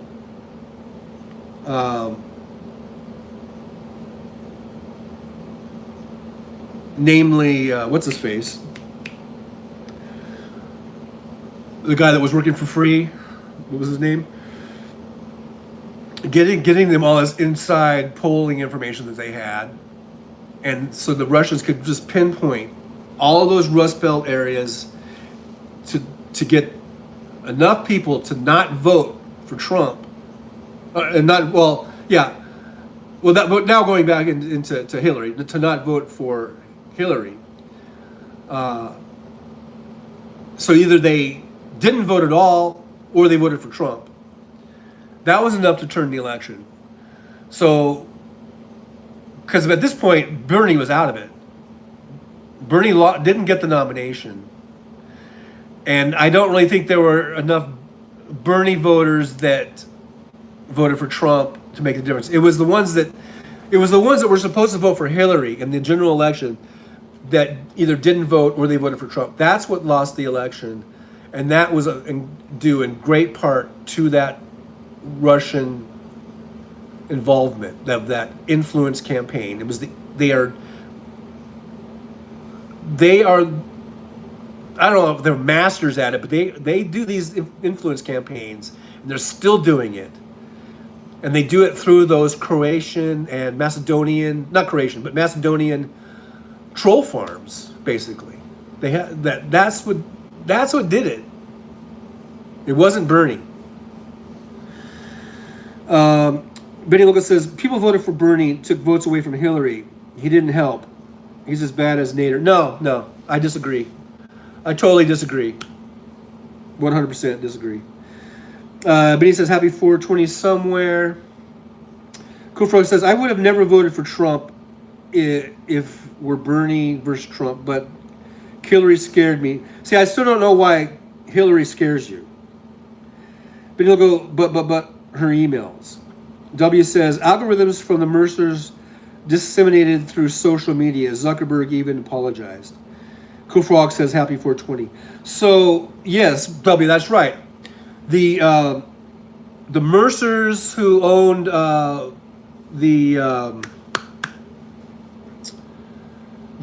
group. What was that group? It sounded like it was a university, right? It sounded like their name. It sounds like some big fancy university, but it's not. They just made this name up to sound like that. And they were using Facebook to get all that data to build those algorithms. So yeah, you had the Mercers, and there was a big giant influence campaign. Bernie was out of it. Bernie lost in the primaries. He wasn't on the general election in any way, in any form. I'm not going to blame Bernie at all. In fact, now Biden has put Bernie in charge of a lot of these economic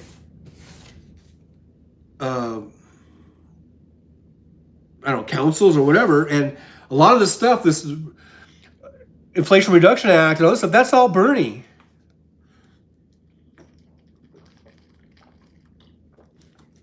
Bidenomics is working so well. Inflation is down to 3%. Unemployment lowest in decades. Wages are higher, the highest that we've seen in decades. You know, all these things about our economy. You can thank Joe Biden for working with Bernie Sanders on this. Most of this is Bernie Sanders' stuff. So it's worked out. It's worked out. And I'm not going to blame Bernie for Hillary. Hillary lost because of Hillary. Probably number one. And number two, because of the Russian influence campaigns. Hillary didn't... There was a lot of things where Hillary and her camp didn't listen to people saying, hey, they didn't listen to what's his face? You know, to Michael, what's his face? Come on, you guys. Where's KO? I need KO to back me up here. You know, to the filmmaker, Michael, whatever his name is. I'm having all these brain farts today.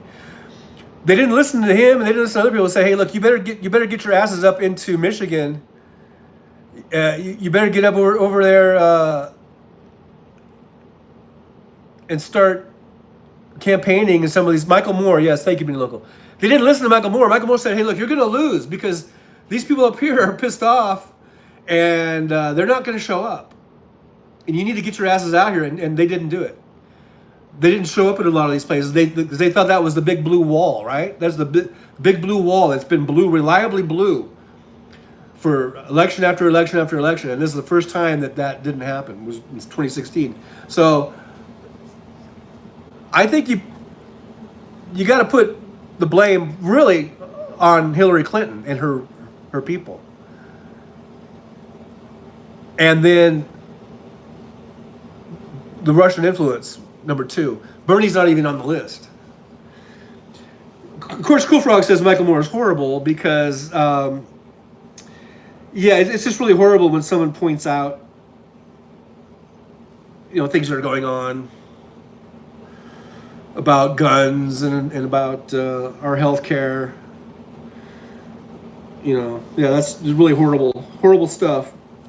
W says she wrote a book about it. I never read it, but I did read a long summary. She was very introspective.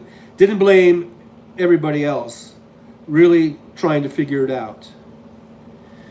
W says, I've been dealing with people. Benito says, Michael is a teller of truth. That's why you think he's horrible. How sad. Yeah, I know. That's the thing. They can't handle the truth, Benny. The right-wingers just cannot handle the truth. Cool Frog says, guns do not kill people. The person behind the gun does. And, a person will pick up the gun and pull the trigger. The gun doesn't pull its own trigger. That is true. But don't you think that when you have guns so easily accessible, where almost anyone can get one, that you're going to have more gun deaths? That's what we're talking about. Okay, we're not saying that the guns do it. We're just saying that the over abundance, the easy access this thing where there are hundreds of millions of guns in circulation, way more than there are people, and how you can have an 18-year-old kid just turn 18 and go get an AR-15 and go shoot up a school. I mean, that's the type of stuff we're talking about. We're not saying that the guns are magically floating around and shooting people by themselves. We know that it's being held by a human being, and the human being is pulling the trigger. We know that. That's not, and so by making that argument, that just shows you have no argument. Okay, what we're talking about is guns don't need to be so prevalent and so easily accessed by just any old person, and that maybe we need to have, hey, 70B2, good to see you here. But maybe we should have a better screening process. Maybe not everyone is right in the head to have a firearm that is very, very deadly. Okay, maybe an 18-year-old kid isn't quite ready, and maybe should be a little bit older before he can get an AR-15. Maybe a kid like that should be required to go through some training courses. Maybe there should be some certification involved. Maybe there should be some sort of cooling off period or waiting period, so you just don't go down like you're buying a pack of cigarettes or something. Let me get a pack of Marlboro and give me that 357, and let me get a slushy, and let me get that AR up there. Yeah, no, it shouldn't be that way. Okay, guns shouldn't just be taken so lightly that we just look at it as being some grocery store item. Okay, it's a deadly fucking weapon. Just like an automobile is it can be thought of as a deadly weapon if you drive it into a crowd of people, or you try to run somebody over, or try to hurt somebody. Then you can get charged with, either killing someone or hurting someone with a deadly weapon. A gun is a deadly weapon. That's what it's designed. It's designed to kill. It's designed to kill. So there should be some seriousness with how people can obtain them. There should be some barriers. There should be some obstacles, so you don't just boom willy-nilly say, God damn it, I'm so pissed off, I'm gonna go shoot up a place or whatever. Okay, now I know there are some people, maybe Benny Local or whatever, I don't know, might say that all guns should be, destroyed and no one should have a gun. I don't know, but most people are advocating for is universal background checks, so that the process of getting checked out for to buy a gun is the same as in California as it is in Texas or Florida or Alabama or Indiana or South Dakota or Idaho or Washington and Oregon. It should be a universal background check that everyone goes through these checks to make sure that you're someone who isn't some whack job or mentally off or whatever. Because there are some people that should, quite frankly, should not have guns. Okay? And not every weapon, every gun should be available. Weapons of war, I don't believe, should just be so readily available. I mean, are you able to just go and buy a bazooka and carry that around town and say, I'm defending myself? I'm using this to defend myself. And then you fire off the bazooka because there's someone that's going to mug you. First of all, you probably wouldn't even hit the mugger. It probably would go past them and into a building or something. So you're not going to carry a bazooka. Can I just say I want my own nuclear bomb? I mean, we have rules. We are a nation of laws. We have regulations, and there are restrictions on rights. Like freedom of speech has restrictions. Freedom of expression. The First Amendment has restrictions. The Second Amendment has restrictions. You can't just carry everything. So when we say there should be an assault weapons ban, and then people like Cool Frog want to say, oh, we're gun grabbers because we would take away your AR-15 or we would take away your Tommy gun or whatever. So then now all of a sudden we're just gun grabbers. And that becomes just this sort of catch-all phrase that means like, I don't like that person, I'm not going to vote for that person just because they're a gun grabber. And all it means is that there are certain weapons that really shouldn't be out in the general public. If you want to defend yourself, I don't have a problem with a person wanting a gun for self-defense. I'm just saying you can't just have any weapon you want. You can't just have like a Gatling gun. That would be kind of cool. Those big Gatling guns you see in the movies and, or whatever. So there are restrictions that need to be in place. There are some guns that shouldn't be available. I believe there should be certification. There should be, you should have to pass a test. Maybe you should be required, just like you take a driving test, you should go out and have to take a shooting test to prove that you are somewhat proficient. You're not just going to, whip the thing out and shoot somebody, even accidentally, So,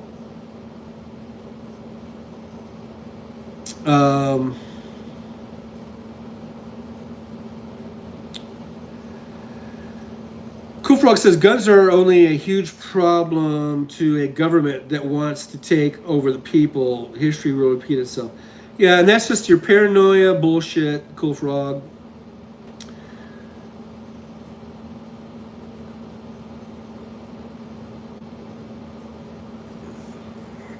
We just have way too many guns, way too easy to get them, and guns that really have no business being in the streets. Benny Logo says assault weapons of mass destruction should never be allowed off the battlefield. There's Stephanie B2. Thank you, Stephanie, for being here. We're having kind of an interesting conversation about guns and things of this nature. Make sure you hit that thumbs up and subscribe and share. Cool Frog says Benny like cluster bombs. So now we're going into a war. We're talking about a war. We're not talking about me, Trucker John, going into this gun store or whatever and saying, yeah, give me a box of those cluster bombs. No, you can't do that. We're talking about a war. And a war where one side, the Russians, have put landmines all over on Ukrainian soil, And they need to clear those things out, and cluster bombs will clear those out pretty nicely. Benito says, don't play that shit with me. Apples and oranges. Yep, that's right. 70B2 says, I agree. Battlefield only. Cool Frog says 70B2. I guess that was a wave, right? Cool Frog says, ARs are civilian shotguns. It's not a shotgun. An AR-15 is not a shotgun. I've shot shotguns. I've shot AR-15s, actually. My brother has an AR-15 and I've fired. I've shot. It's not a shotgun. And it's not a 22. I've had 22 rifles all my life. I had a 22. It is an AR-15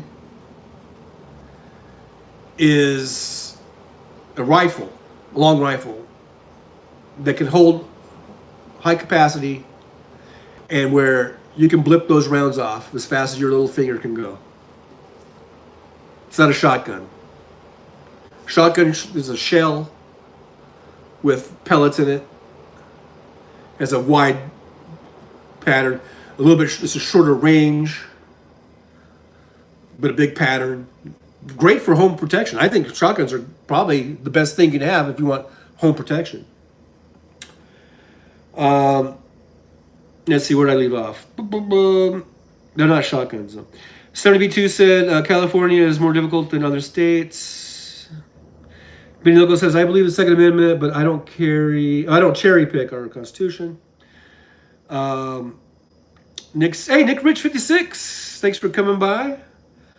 Good day, guys. Thank you, Rich, for being here. Or Nick Rich. I just called you Rich. I don't know, but if you don't mind, I'll call you Rich from now on. No. Benny Logo says, hi, Hun, to Nick Rich. Stephanie B2 says, hi, Cool Frog. Nick Rich says, guns don't make you courageous. Character does. Stephanie B2 says, we own 3 rifles and a handgun. And that's great. I don't mind if you own guns. But I do think we have a problem in this country where people who really have no business owning a gun are guns. And I just think we need better background checks. And we need to do something, right? Could we just say we need to do something? We look at Uvalde. Uvalde was the most disgusting thing in the world for a bunch of levels. One, for that 18-year-old kid getting a gun, and then 2, the way the response was from the cops. Every single one of those cops, as far as I'm concerned, should be fired and never work in law enforcement again the rest of their lives. Every single one of them that were on that campus and didn't do a goddamn thing and sat there for over an hour when that dude was just blowing their little heads off, right? Every one of those cops should be at least fired, at the least.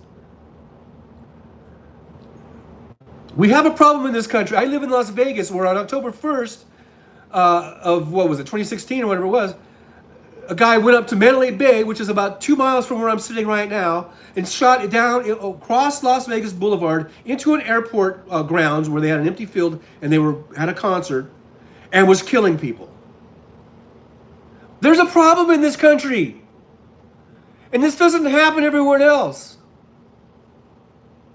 Hopefully we're not buffering, I don't know. This doesn't happen with the frequency anywhere else in the world than right here. And why is that? Why is that? Is it video games? Violent video games? Is it violent movies? Don't they have violent video games in other countries? Don't they have violent movies in other countries? Why is it this is an American problem.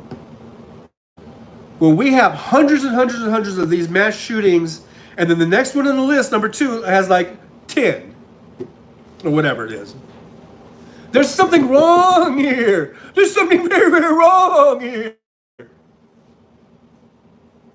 What is it? Could it be that we have 400 million guns running around?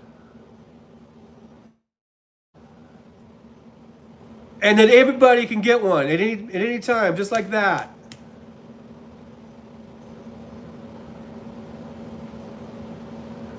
Maybe. maybe we need to have some restrictions on what you can have, when you can have, and have certification, testing, whatever. Background checks. If you're a convicted felon, I'm sorry, I think you're going to lose your right to carry a gun. Especially, I mean, maybe in 20 years, if you keep your nose clean, then maybe you could get that right reinstated. If you're a violent criminal, then sorry, you're not gonna pass the background check. That's just the way it goes. Maybe that's why a lot of people are opposed to universal background checks and having it a background check, because they don't think they'll pass it. Maybe that's the problem. I don't know. 70B2 says all inherited. And 70 says I agree. That's fine. I don't mind people having some guns, but we need to have stronger regulations and background checks, you know. Ben Logo says they banned the Gatling gun because of how much damage it did in a short time. Compare that to an AR. Nick Rich says carry a sense of compassion. Don't carry guns around. 70B2, I did. Thank you. Thumbs ups, everybody. Thumbs ups all around. Everyone gives hey, you get a thumb up, and you get a thumbs up, and you get a. Oh, I'm looking at myself in the mirror. Thumbs up for everybody. Hey man, whenever I go on Cool Frog on his channel, what do? What's the very first thing I do? I hit the thumbs up. That's what I do. So everyone who comes in here, hit that thumbs up button, like, share, subscribe. I appreciate it. Moose Maneuver says, John, you left Prawn playing in the TV behind you. Oh, who's that? I don't even know. I haven't even been watching. I have no idea what's on right now.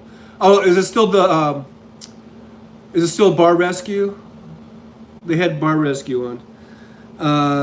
Nick Rich, thumbs up. Thank you very much. Nick Rich. Benny Loco, thumbs up. Thank you very much. StonyB2 says, Benny Loco, do you know when they banned the Gatling gun? The Gatling gun. I don't know. Who knows?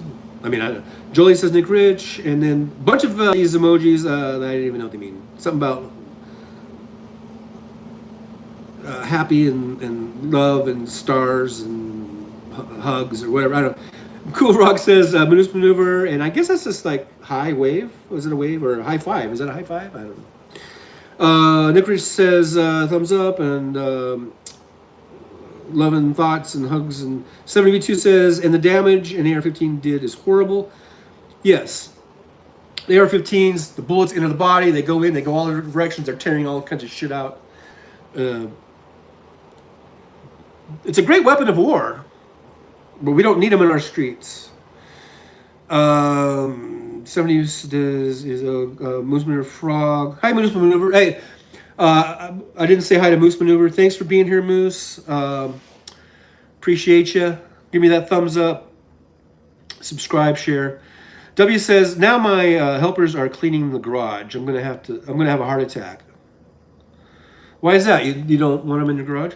Stephanie says, we're responsible and took classes. Very good, Stephanie. W says, they said they would put everything back. Okay. Nick says, that happens to my middle name, John. That happens to be my middle name, John. Richie Rich was one of my favorite comic books. Oh, I remember Richie Rich. Jolie says, don't even need a permit in Indiana now. And that's the thing. Indiana. What's the neighboring state? Illinois. Illinois has strong gun laws. Where do 90-something% of the guns that are being used in crimes and people are getting in Chicago land area mainly, where are they coming from? Indiana. And the ones that aren't coming from Indiana, I think are coming from Wisconsin. I think there's a store in Wisconsin. They can directly link these guns. There's one gun store in Wisconsin, and there's another one in Indiana.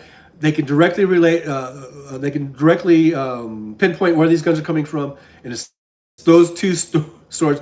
And I think 99% or 90-something% are from that Indiana one, which is right 30 miles from Chicago, probably. So that's why we need more kind of universal type laws, because if you got one state that has strict laws and then a neighboring state that have lax laws or no laws, then everyone's just going to run to that state and get everything and bring them back. So we need universal. Moose says plenty of 18-year-olds own guns. Yeah, I mean, I had guns when I was a little kid. I had a Remington 22 rifle. But that doesn't take away from the fact that, believe me, an AR is not a 22. I've shot both. Like I said, I own that AR. I mean, I own the Remington, and my brother has an AR, and they are not even close. Benny Logo says, my bad, I got it mixed up with the Tommy gun. Oh, okay. Stephanie was buffering, I guess. Moose says, what about 16-year-olds with guns and gangs? Yeah, that's not a good thing. I don't think that's a good thing. Moose says, yes, Steph. Dick Rich says, smooth. Okay, so Moose Maneuver says, no, they just have genocide squads elsewhere at Trucker John. Genocide squads. Okay. And then Moose is laughing. W says, my favorite kitty cartoon was Casper the Friendly Ghost. Oh, yeah, I used to like Casper. Moose Maneuver says, when was the last time a village was exterminated in the USA?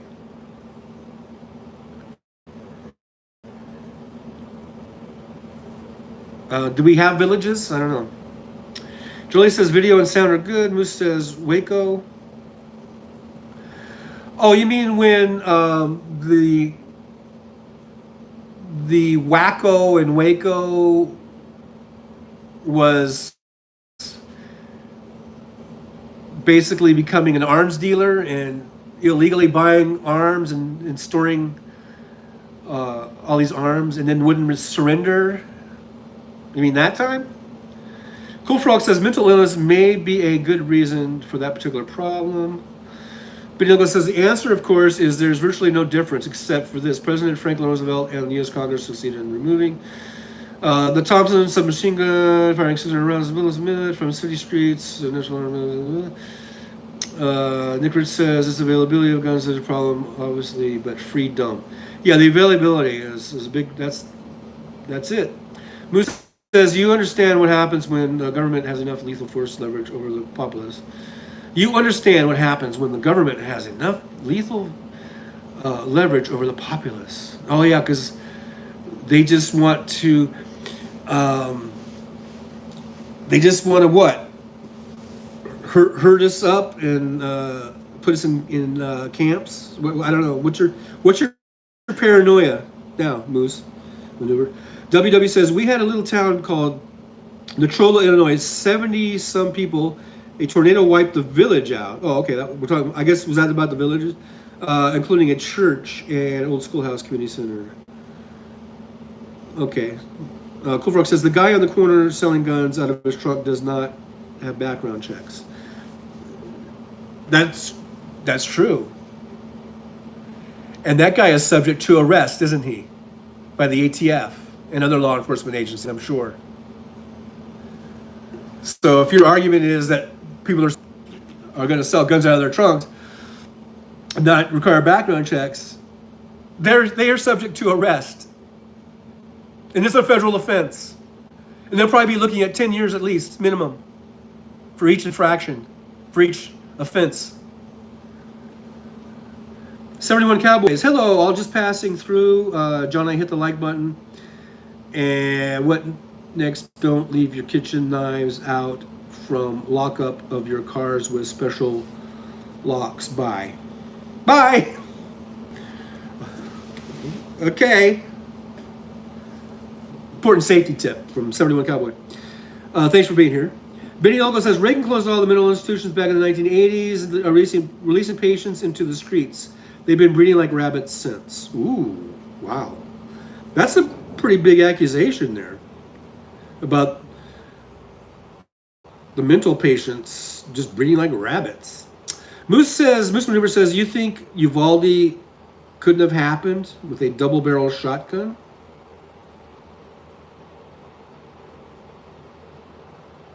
No, it could have happened.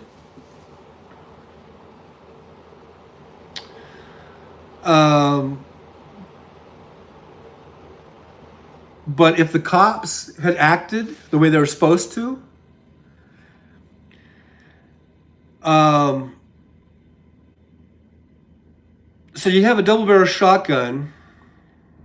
Okay, so there are shotguns that can hold, you can load quite a few shells into them.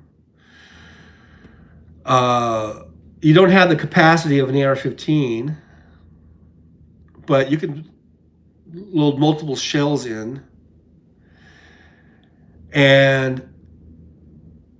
But you're going to have to stop and reload. But yeah, it could happen.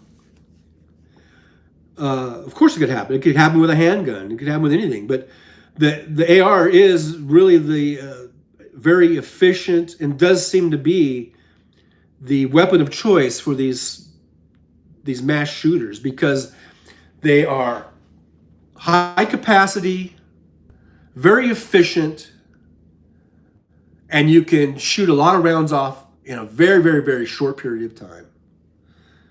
I'm not saying you can't do that with a 357 Magnum. I'm not saying you can't do that with a 9mm Glock.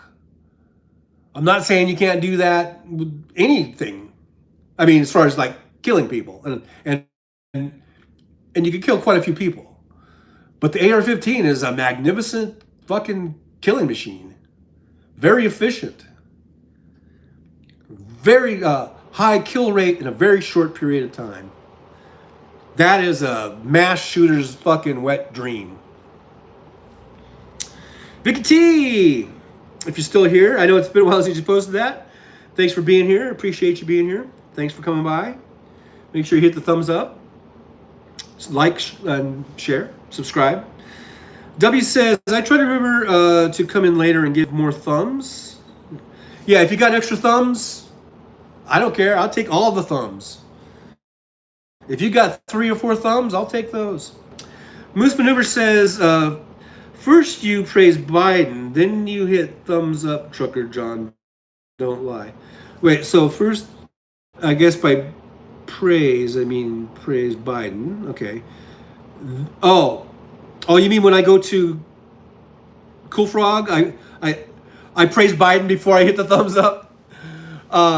Actually,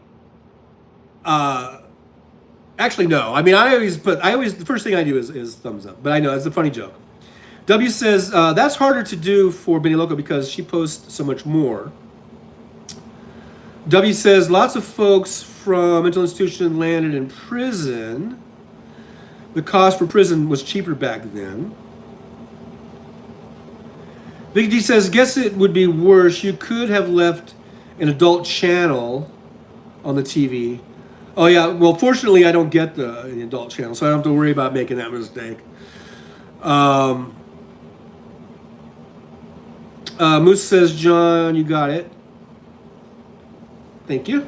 W says, there are still prisons without air conditioning or even good cross ventilation. Yeah, and a lot of people have been dying in these heat waves, and a lot of them have been prisoners, which, say what you want, prisoners are prisoners because they did some bad stuff and they deserve to be in prison, but I don't think they necessarily deserve to die of heat stroke or whatever. Jolie says, hi, Vicky T. Benny Loco says, yes, Wes, the patients became very lucrative for private prisons. Suzanne, just sub. Thank you, Suzanne. And then Suzanne Eckstein says hi to Moose, and says hi to Vicky T, and says hi to Cool Frog. And I want to thank you guys for being here. I really appreciate it. Moose says, hey, Susie. Vicky T says, hi, Susie. Jolie says, hi, Suzanne. Cool Frog is saying hi to Suzanne Eckstein. Nick Rich says, insure every firearm. Yeah, and that's the thing, too. Require insurance. But see, these type of things, People are going to say the Second Amendment says these rights shall be infringed. They'll cherry pick parts of the Second Amendment to whatever. They don't take it as a whole. They'll cherry pick little parts of the fragments of the sentences, and and so just becomes a big issue to try to get anything done. It's almost like the Second Amendment, and I know I'm going to sound radical for saying this, but the Second Amendment should probably just be completely rewritten. Because it's really worded for the 18th century, I think, and for what was going on then. Stephanie B2 says, I learned to shoot at 6 years old. Suzanne Eckstein says, Jolie, hello. Moose Maneuver says, it's just a faster round. The better child, almost identical. My 22 bullets were about that big. My brother's AR-15 bullets are about that big, long. The destructive power on the AR-15, the velocity, the destructive power is way more than on a 22. I'm not saying a 22 isn't lethal. You can kill somebody with a 22. It's to just say it's just like a glorified 22 or something. I don't think that is even close to being correct. I've fired both weapons and they're not the same. Jolie says, I'm Super John, live stream. Thank you so much, Jolie, for putting that up. Keep the stream going. Nick Rich says, David Koresh. Yes, David Koresh, the Waco Wacko. Moose Maneuver says, read up on what actually happened in Waco, John. I think you'd be surprised. Do I have to? I was alive when it happened. I remember watching it on the news. I remember seeing the tanks roll up and all that kind of stuff, and the compound, and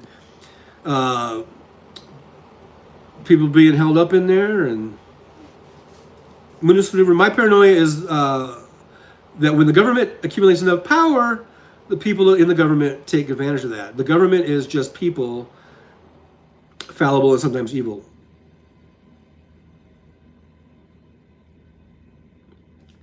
Yeah, that's why you don't vote for Nazis. You don't vote for fascists. You don't vote for oligarchs.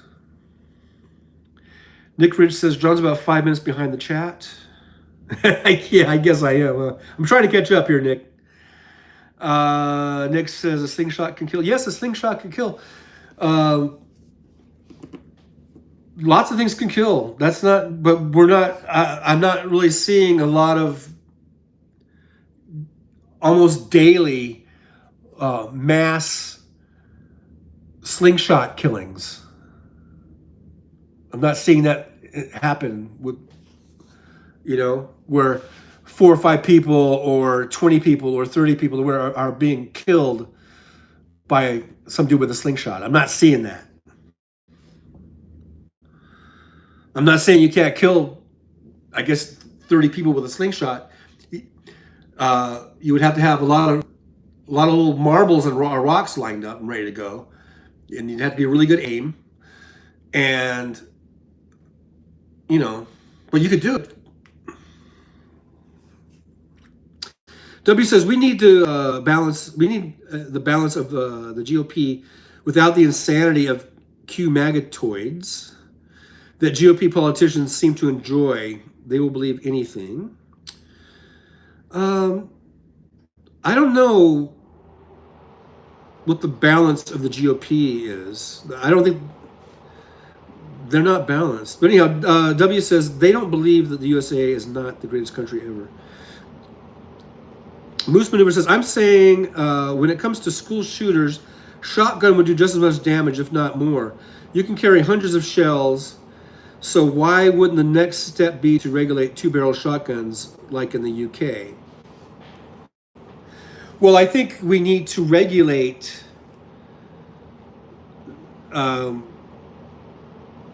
the background check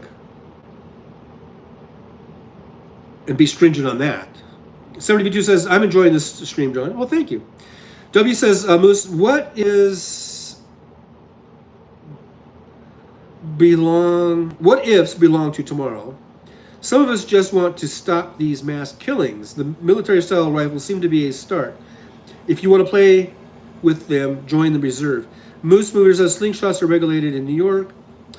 Moose says the ones with wrist straps are illegal. Yeah, they call them wrist rockets, right? Suzanne Exting said, I'm in Canada and we have strict gun laws here, and we still have insane shooters with its illegal guns, not licensed gun owners. With illegal guns, yeah. And like I'm saying, and I'm not going to pretend that if let's say we got all the things that I want, or all the things that most of the Democrats want, as far as like universal background checks, assault weapons ban, and those are the main two. But just whatever, and we got those things. I'm not saying that there's not ever going to be a mass shooting. I'm not saying there's never going to be a murder. I'm not saying that, but I think the numbers would drastically be reduced. It wouldn't just be by a small amount. It would be worth it. What I'm saying, it would be worth it to get these changes enacted, because it would be a really drastic drop off from what we're seeing now. I believe, and others believe it, and I'm not the only one. So, Moose Winter says, I mean, if you want to take the media's word for everything, I guess. Have added, I guess. Suzanne XT says, Moose right. Suzanne XT says, hell, we have even had mass killings by stabbing deaths. It all boils down to mental health and addiction issues. Again, yes, we've had mass killings, especially I've not too much here in America, but in other places, I think like China or Japan or something, I've heard about some guy went on a stabbing spree and things of this nature.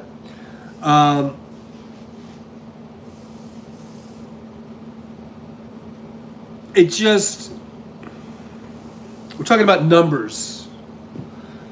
I don't believe you're going to see, if, let's say we had an assault weapons ban, which from, what was it, 94 to 2004 or whatever it was, during that roughly 10-year period, we saw the number in the United States, the number of mass shootings dropped dramatically, way down. And then when the ban was lifted, they went back up again, even higher than they were pre-assault weapons ban.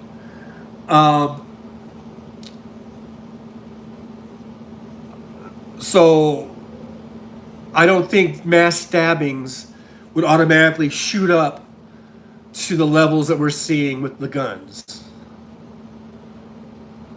That's what I'm saying. I'm not saying we're not going to have some weirdo try to do that here or there or whatever. I don't think we're going to have it at the frequency that we do now. We have mass shootings in this country almost every day.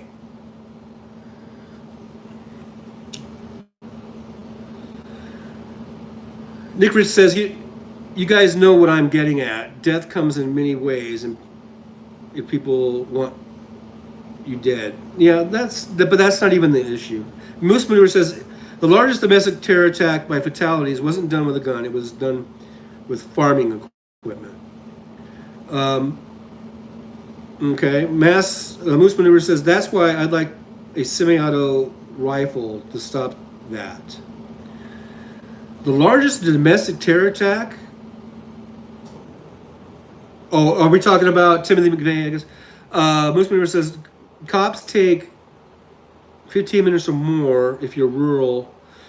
Hey, look, dude, I didn't say you couldn't have a gun for self-defense. I didn't say you couldn't have a shotgun. I'm just saying we need to have better background checks. And we can't have every weapon that we want at our disposal. We don't need weapons of war.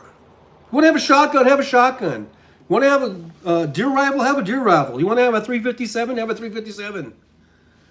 But I think you gotta go through a background check to make sure you're not a kook. That's all I'm saying. Kooks with guns are usually not a good combination. And I think as a matter of public safety, we need to make sure we're not selling guns to kooks. That's basically what it boils down to, people.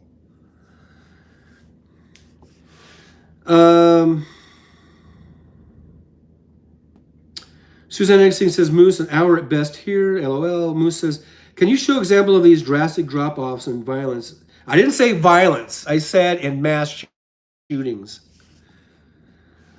which are violent. But we're talking about mass shootings when we talk about the assault weapons ban. Can you show example of after gun ownership crackdown in countries? Venezuela. I don't give a fuck about Venezuela. Moose says Mexico. Who gives a fuck about Mexico? I live in America. Moose says Jesus, Suzanne. Moose says, what assault weapons ban was lifted? The assault weapons ban that was enacted when I believe it was Bill Clinton was the president. And as soon as Bush took office, it was allowed, it was only set up for a 10-year thing, and then after 10 years, they were going to look at it and renew it if they wanted to renew it. But then Bush became president, and he just let it go away. Okay? That's what I'm talking about. Talk about looking up things, you look that up. Suzanne Exting says, John, last year, an hour away from me, 11 were stabbed to death and 19 others hospitalized, all because of two brothers. Okay, that's horrible. So let's just keep guns. I mean, let's just keep AR-15s, just one in every corner of the house, and in all your vehicles, and in your and on your back at all times. For everybody and anybody who just gets out of an insane asylum or just turns 18, that on the day of their birthday, let's just pass out AR-15s as party favors. How's that? Is that what you want?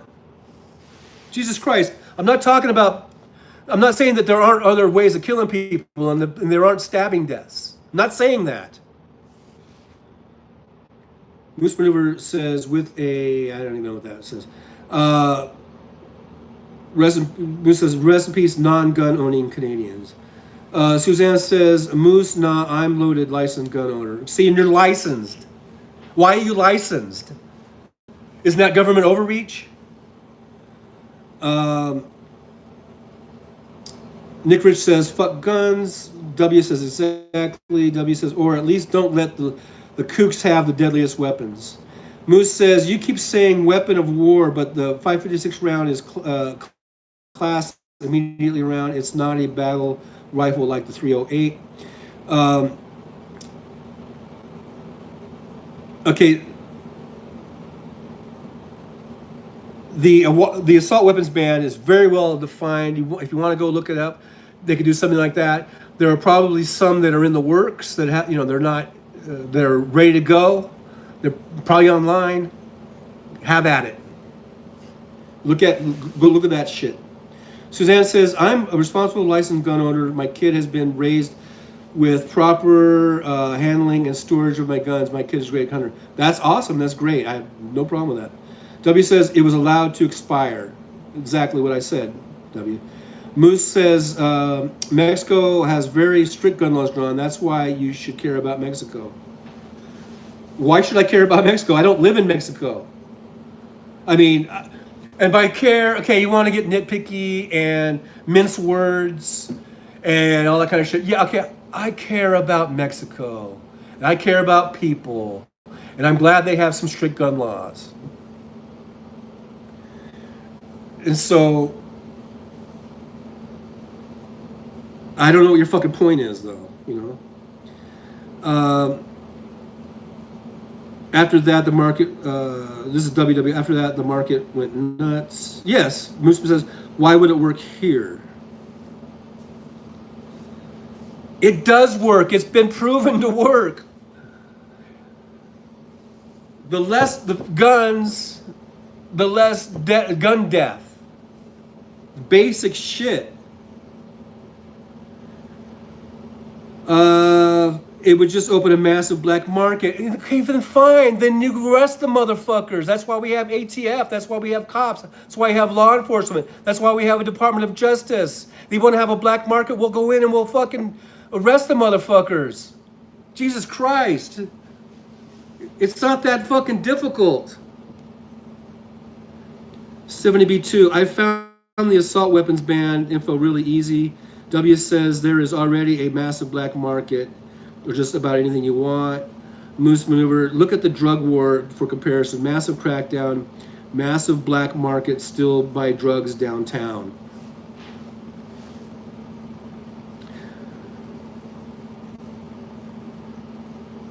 Yeah, and people are being arrested and put in jail. No one is saying that you're going to completely eliminate whatever it is, whether it's drugs, whether it's guns. I'm not saying that it's going to magically make it all disappear and be gone. I'm saying it's going to reduce the fucking numbers, man, of these gun deaths. I'm talking about guns. Let's not talk about fucking drugs. I don't give a fuck about drugs now. Okay, don't mix apples and oranges. We're talking about guns. We're talking about getting some of these guns off of the streets that shouldn't be on the streets. We're talking about having background checks to try to keep the guns out of some of the insane people that shouldn't have guns. I'm not saying it's going to make it 0 gun deaths. No one is saying that. We're saying it might go down from 1,400 different mass shootings a year down to 12. Would you like that? Yeah, the 12. Let's say if we had 12 mass shootings a year, that'd be horrible because there are people. Those people are dead, and their families are affected, and their friends are affected by that, and it's horrible. But would you rather have 12 mass shootings a year or 1,400 mass shootings a year? I don't even know how many we have, but we have a lot. Okay, that's what I'm talking about. I'm not talking about it's going to be 0 and no one's ever going to sell a gun in the black market and everything's going to be perfect. I'm not saying that. I'm not saying that at all. Nick Rich says, why defend the right to kill? Moose says, assault weapons ban uses a point system that incredibly uncomplicated and didn't actually ban the AR-15 or AK-47 because they just loopholed the points and made featureless versions of that same gun. Moose says, I mean, Mexico is an example. Cool Frog says, Public Safety and Recreation Firearms Use Protection Act expired September 13, 2004. Yep, I said 94 to 2004. Moose says, the thing that you look to compare. Susanna says, Moose, yes, since government gun license has been law, here the black market guns are through the roof. Criminals will always get their hands on guns, but not all of them, and not as easily. And if you'd have laws, in fact, that take the amount of criminals, let's say from, I don't know, let's just say 10,000 criminals down to 100, and you're going to say there's still 100 criminals ever getting these guns. That's bad. It's better than 10,000. That's my point. You're probably never going to eliminate it to 0. But if you can drastically reduce whatever that number is, then then it makes it worth it. And if it was just, even if it just reduced it maybe by a little bit, then maybe you could argue, well, it really doesn't make that much of a difference. But I think we've seen with stricter gun laws and background checks and things like that the numbers go down drastically. It's not just a little bit. I'm not saying it's perfect. 70B2 says, yes, we've seen it work. I missed it. It jumped. Let's see. We've seen it work. Read something besides Breitbart. Yes. Suzanne Eckstein says, cool frog. Wow, good to know. Moose Maneuver says, I don't think you realize how dangerous it is to have too big a power difference between the citizens and the government. It's a deterrent, and you can see what happens all through history.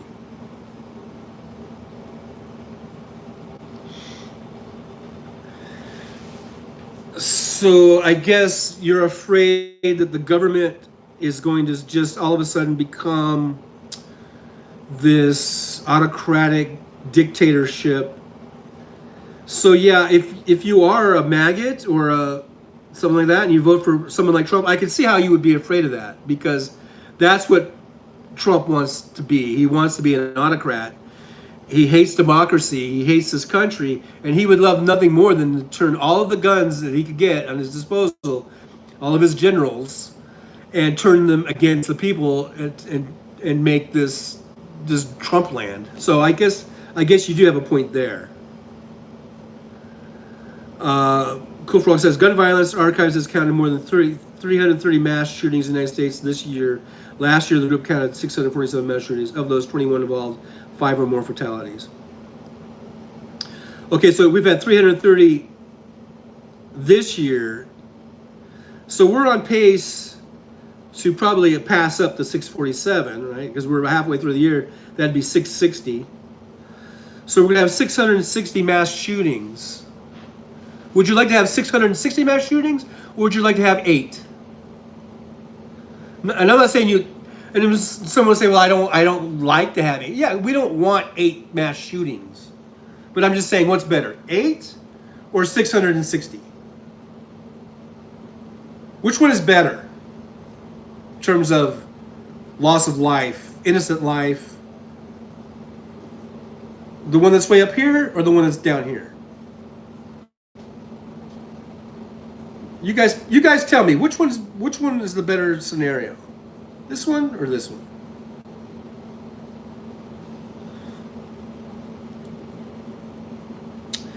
Suzanne Nixon says Moose is exactly 100% agree with you on it. That's hell up here. I mean, Nick says you're so wrong. Moose Maneuver says, are you accounting for the change in definition of mass shootings when talking about mass shooting statistics from decades ago? I don't know. What did it change? I don't know what the change was. But dude, I mean, are you going to quibble because it changed from 3 to 4? I don't know. Well, somebody says all or nothing doesn't apply here. Getting the deaths down as many as we can is worth it. Yes, I agree. 70 B2. Nick Rich says you sound like Q, Moose. Now, Nick. Moose Maneuver says it's not all or nothing. There's a line, and y'all are pushing really hard to cross it. Once the government has enough force leverage, they can do whatever the hell they want. They already do. Do you think your AR-15 or whatever it is, your shotgun, is going to make the U.S. military afraid of you? I mean, in your scenario, the government turning its guns on the... You could have all the Qs, all the maggots, all the right-wingers, whatever, with their little... When it comes to the power of the United States military, your AR-15s are like pea shooters. They would obliterate you. They would pulverize you. They would disintegrate you in 2 seconds. Motherfuckers. Jesus Christ. If that's what you're afraid of happening, I mean, they already have the power, the military might. No matter how many AR-15s you stockpile, you can stockpile a fucking 1,000 AR-15s. They'll just blow you up in 2 seconds if they want to. If that's what it's going to, you're saying like the government is going to. You're afraid the government is going to turn their weaponry on the people. It's stupid.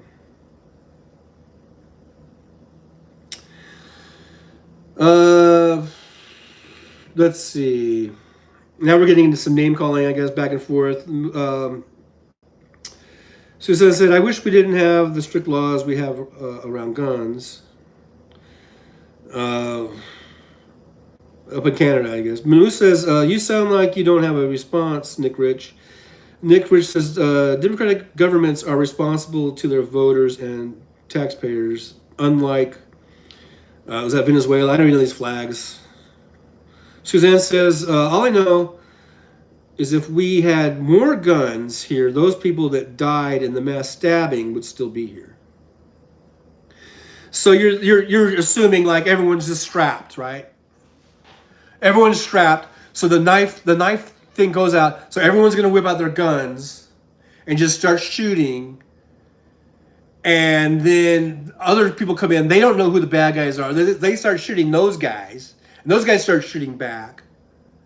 And then there's people in other buildings and in restaurants. They're getting shot because these bullets don't just drop. They go out pretty far distance. So yeah, you were probably right. Yeah, probably would have worked out good. That would have worked out just fine. And yeah, that would have been great. Moose says 25% difference from 3 to 4 is a lot, John, even if that was the case. Please look into it. Oh, yeah, I'll get right on that, Moose. Moose says it's a deterrent. It's more trouble than it's worth for them to try until they take most of the armor-piercing rounds from the public. Cool Frog, why does the left always call people names? Because we're just simple-minded. We have no argument. We have no response. So we have to resort to name calling. Yeah. That's just what the left does. We're just big name callers.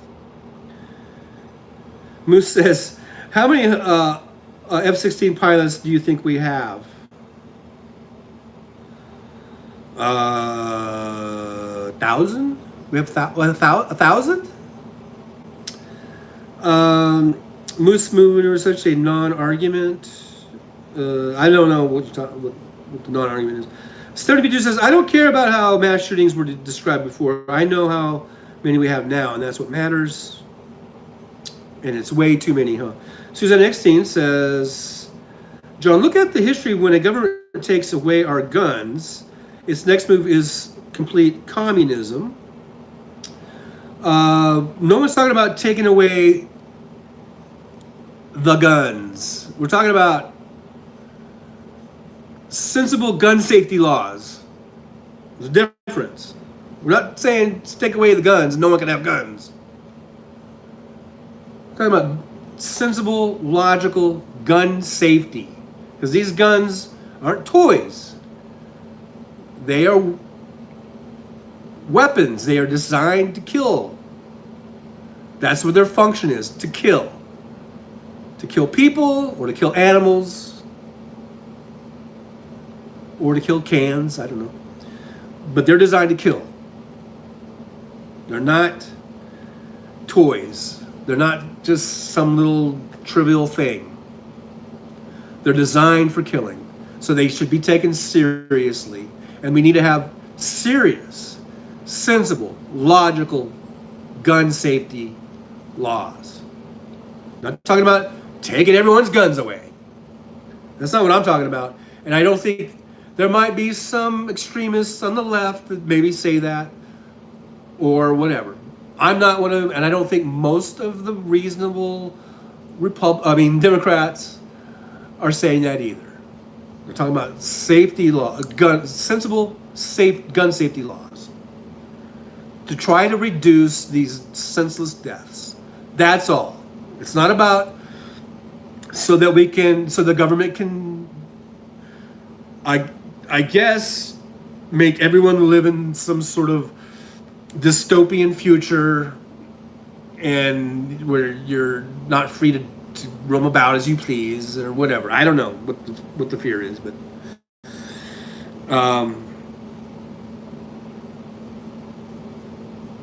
this isn't about communism. Nicholas says wherever our kindness exists.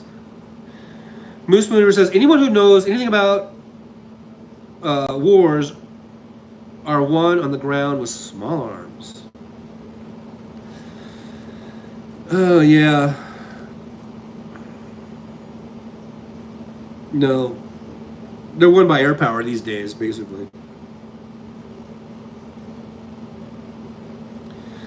Moose says, you said maggots. I've been respectful. Why get huffy? Knife beats guns.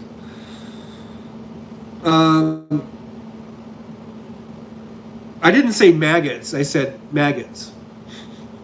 I didn't say M-A-G-G-O-T-S. I said M-A-G-A-T-S. There's a difference. Why get huffy? I don't know. Am I getting huffy? I'm getting huffy because it's ridiculous. These, you know, it always comes down to that. The government's going to, if we give away all of our guns, or have our guns taken away from us, the government is going to make us communist or whatever. You know, it's so ridiculous.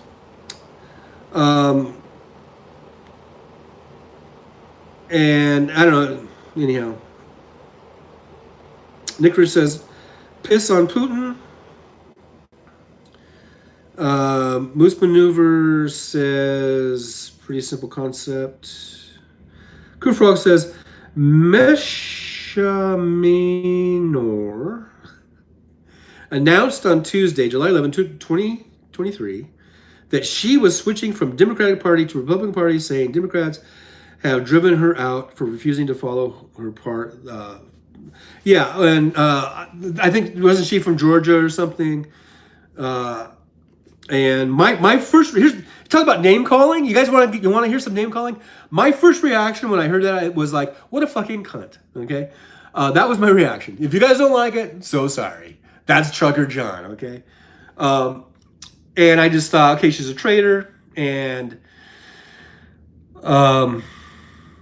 she is a traitor to the people of her district. They voted for her because she was representing herself as a Democrat, and now she just, and I don't think they should be allowed to do that. And I think someone, I don't know if it was Ted Lieu or somebody was trying to introduce some sort of legislation saying that, hey, look, if you run as a Democrat and get elected as, or whatever it is, you get elected as whatever party you're under, then you have to stay remain in that party until your term is over, or either resign.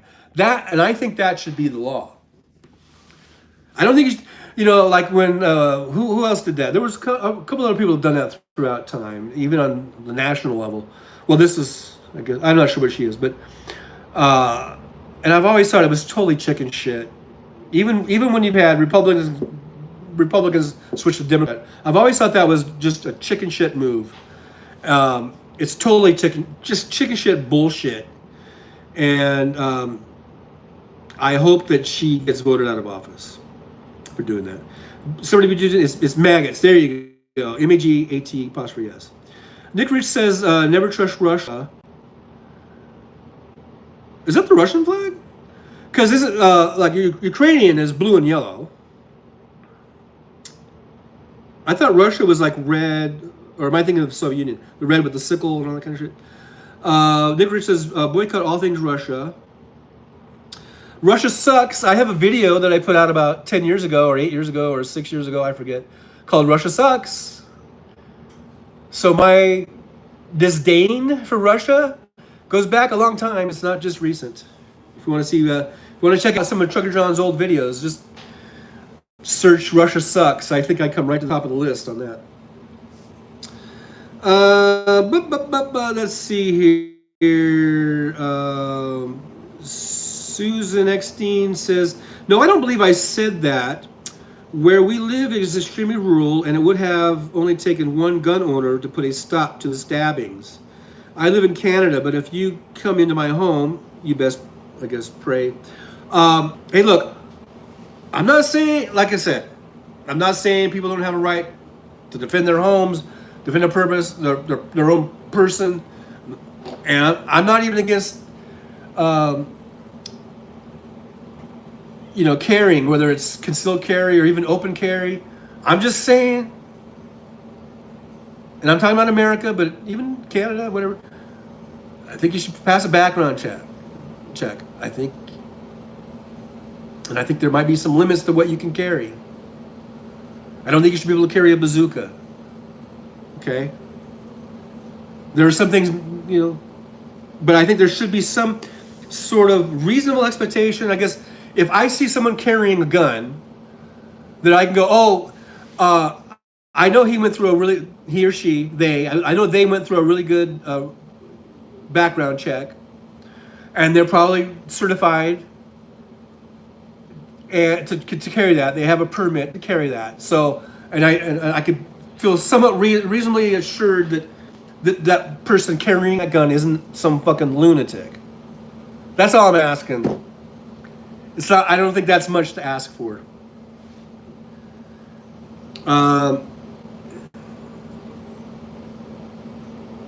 Moose Maneuver said, "John, you don't even know what gun laws we already have. Why are you even talking about this?" Because it's a free country, and I can talk about whatever the fuck I want to talk about, motherfucker. I say that respectfully. I said that as a joke because I knew that you'd be offended. You know, I mean, it was like, you know, I meant that in a loving way. Anyhow, I'm talking about it because I fucking feel like talking about it, and somehow we got on the subject because originally I was just talking about toast or how my bagel was burnt. So we can go back to that if you like. But anyhow, somehow we got onto the subject, and I'm talking about it because First Amendment, motherfucker. Go read first. Go read what first? You like to boss people around, don't you, Moose Maneuver? You're a bossy little bitch, aren't you? Nick Rich says nobody needs a firearm. I don't know. Maybe. A soldier needs a firearm. Cops need firearms. Cowboys need firearms because you gotta shoot snakes if they're gonna like bite your horse. Moose says Jews could have used a few. They did have guns. Moose Winter says, you know, beforehand.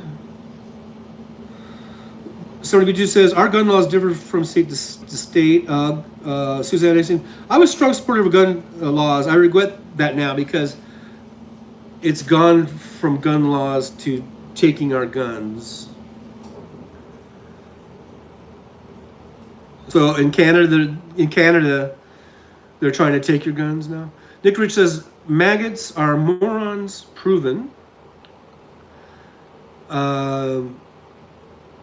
Suzanne says, X-Teen says, Moose right, this Jew keeps her firearms. WW says, gotta take my helpers home. See a lot of you later, gang. Thanks, WW, for being here. Appreciate you. Appreciate you coming by. Moose Maneuver says, cheers, W. Nick Rich says, later. Moose says, Suzanne, X-Teen. Julie says, see you, W. Moose says, the Democrat Party. Whatever. Party reps themselves as Democrat, but they actually are socialist when you lock into each individual. What is socialist? Because they want to use tax dollars to finance social programs like Social Security and Medicare. That makes them socialist. No, just because it has the word social, it doesn't mean it's socialist. You know, I don't know. If you're against a good social safety net to just help people from having to live on the streets and not get health care, then I don't know. Maybe you should do some self-examination. Stephanie B2, I got your back, John and Jelly. Thank you, Stephanie B2. Moose Maneuver says proudly socialist. Yeah, whatever. Nick Rich says, I'll watch and like that one, John. Oh yeah, thank you. About the I believe it's called Russia Sucks, my video. I think that's the title. So I think if you search Russia Sucks in the YouTube search deal, it should come up. I had at the time I was much younger and I had no gray hair. That's how old it is. About 8 years ago, I think. Let's see here. This thing keeps jumping around.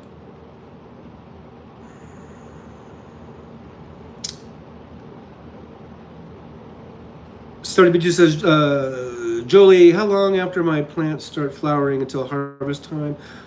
Cool Frog says, Russia is white, blue, and red, and horizontal bars across the...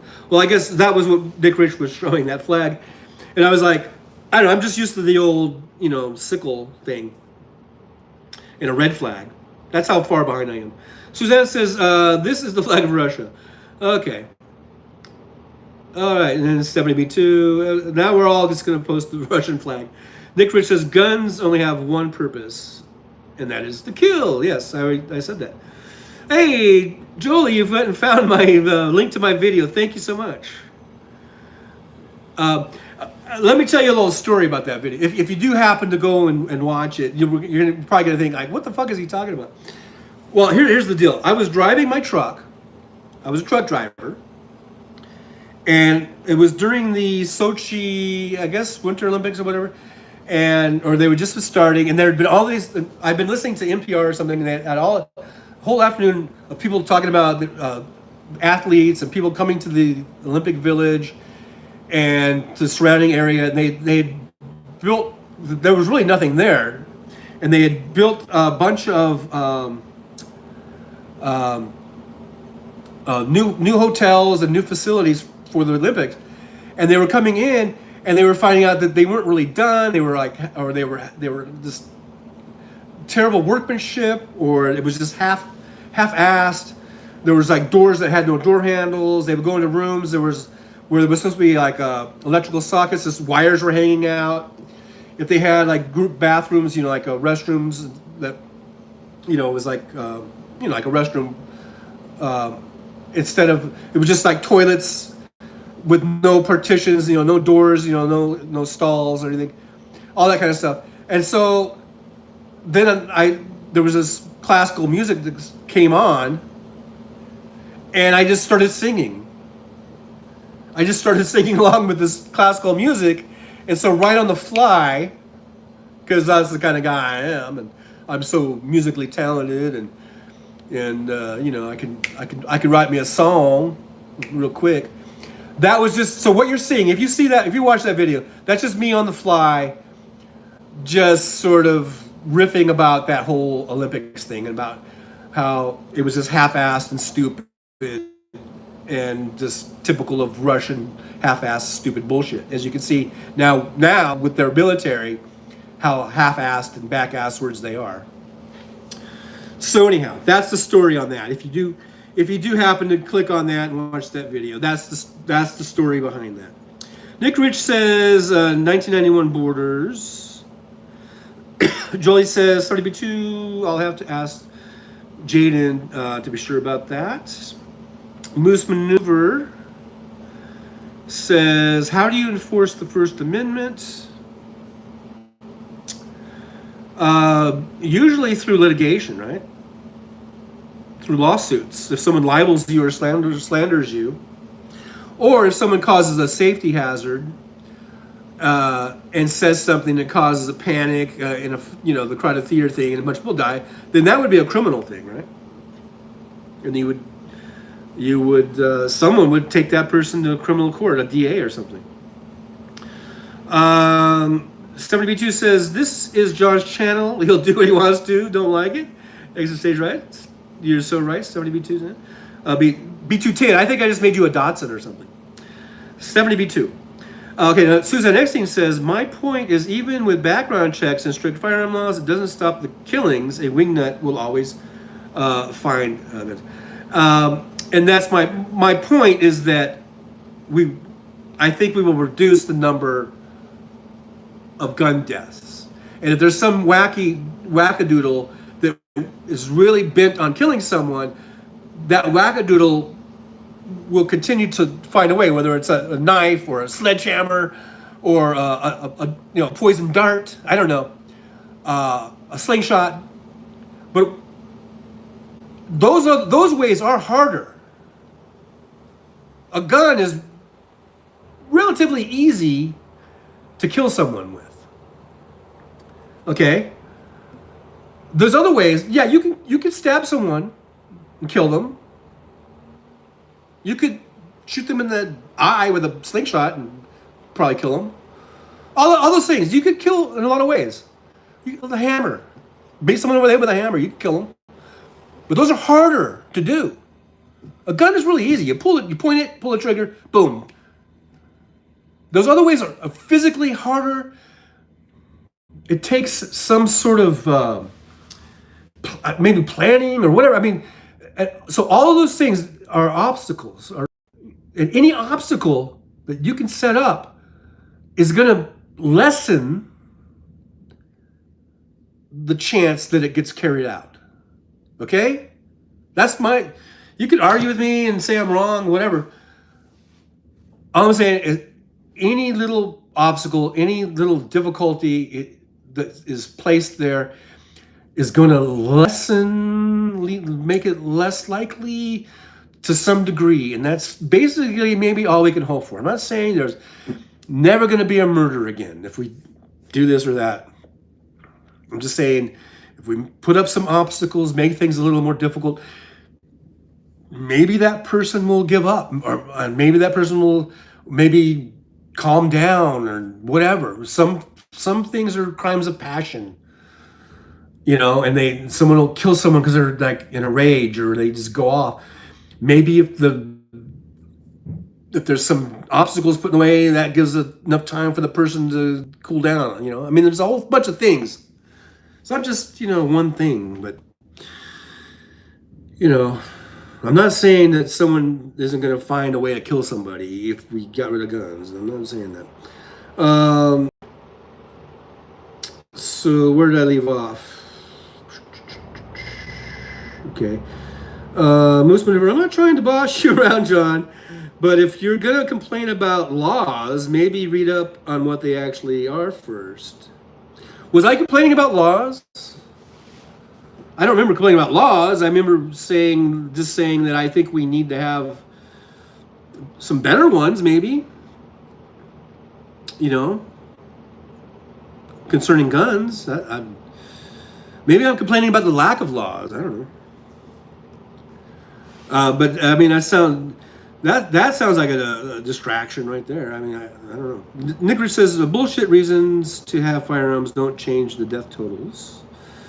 Suzanne Nixon says, John, over 1,500 guns are now restricted and illegal to have. You can no longer buy handguns of any kind. Now they are coming for our hunting guns.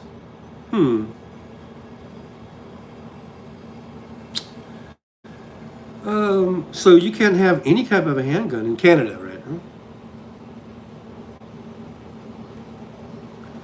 Now they're coming for your hunting guns. Well, that sounds like a Canadian problem. Moose Maneuver says, not saying you are. We are all special in our own ways. I guess love yours might, or heart yours might just be complaining about laws without reading them first. Okay, so I guess I just can't talk about gun issue. I have to go to the law library and bone up on my laws, I guess. Let's see here. 72. Which laws? Our laws different from state to state. Moose Maneuver. Is there a state that doesn't do background checks before purchase? Is 70B2?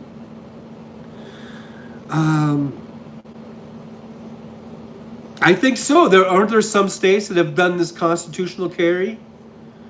I think maybe Florida, maybe Texas, or they're trying to, where they're just saying you don't need any type of background check and you don't need a permit. The Constitution is all you need. That's your concealed carry permit, is the Second Amendment. That's what some of the right-wing extremists are saying. People like Greg Abbott and Ron DeSantis and things of this nature. People of that nature. But hey, Moose, I appreciate you still being here. To tell the truth, I do appreciate you being here. Nick Rich says the trolls here are persistent. Yeah, I'm not gonna go so as to say that Moose is a troll.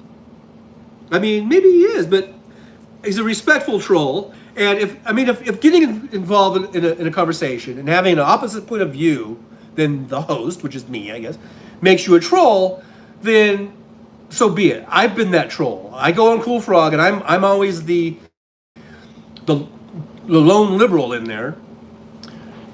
And I don't think anyone has ever called me a troll, actually, in there in Cool Frog's deal. So, look, if have it, you can have, you're allowed to have your own opinion, and Moose has been respectful. Not once has he called me the equivalent of a maggot. I don't think. Although he did say Democrat Party instead of Democratic Party, I found that quite offensive. I need to get water. I'm getting dry.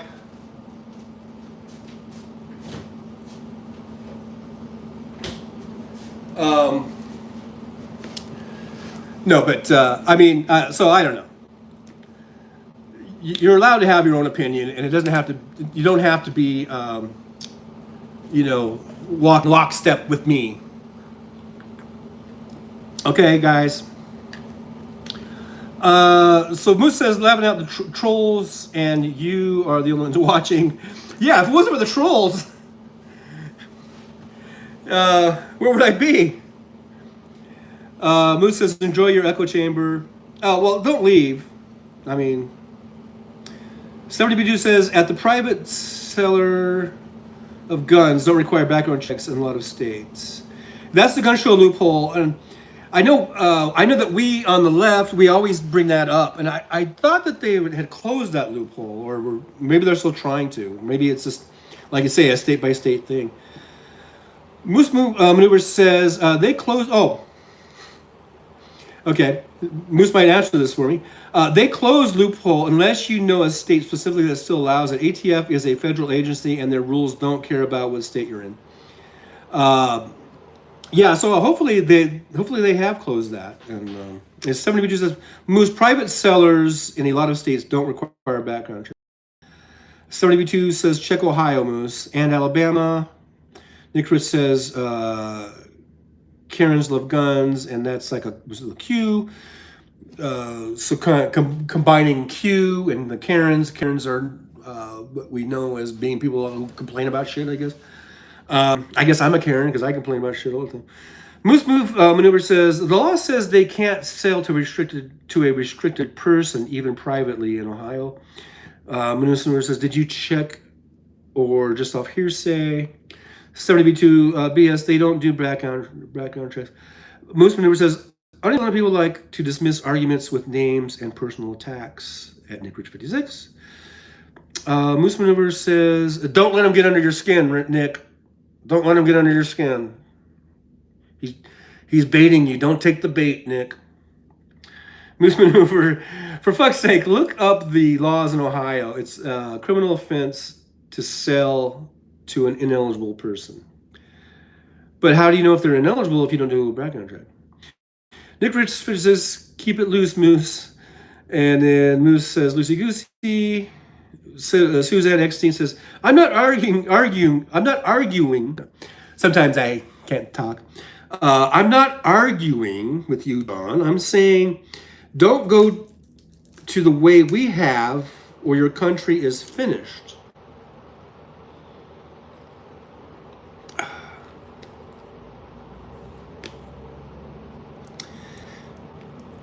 Yeah,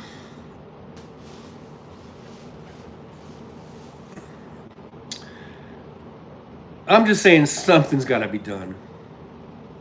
And it seems like the NRA, which is a huge gun manufacturer lobbyist,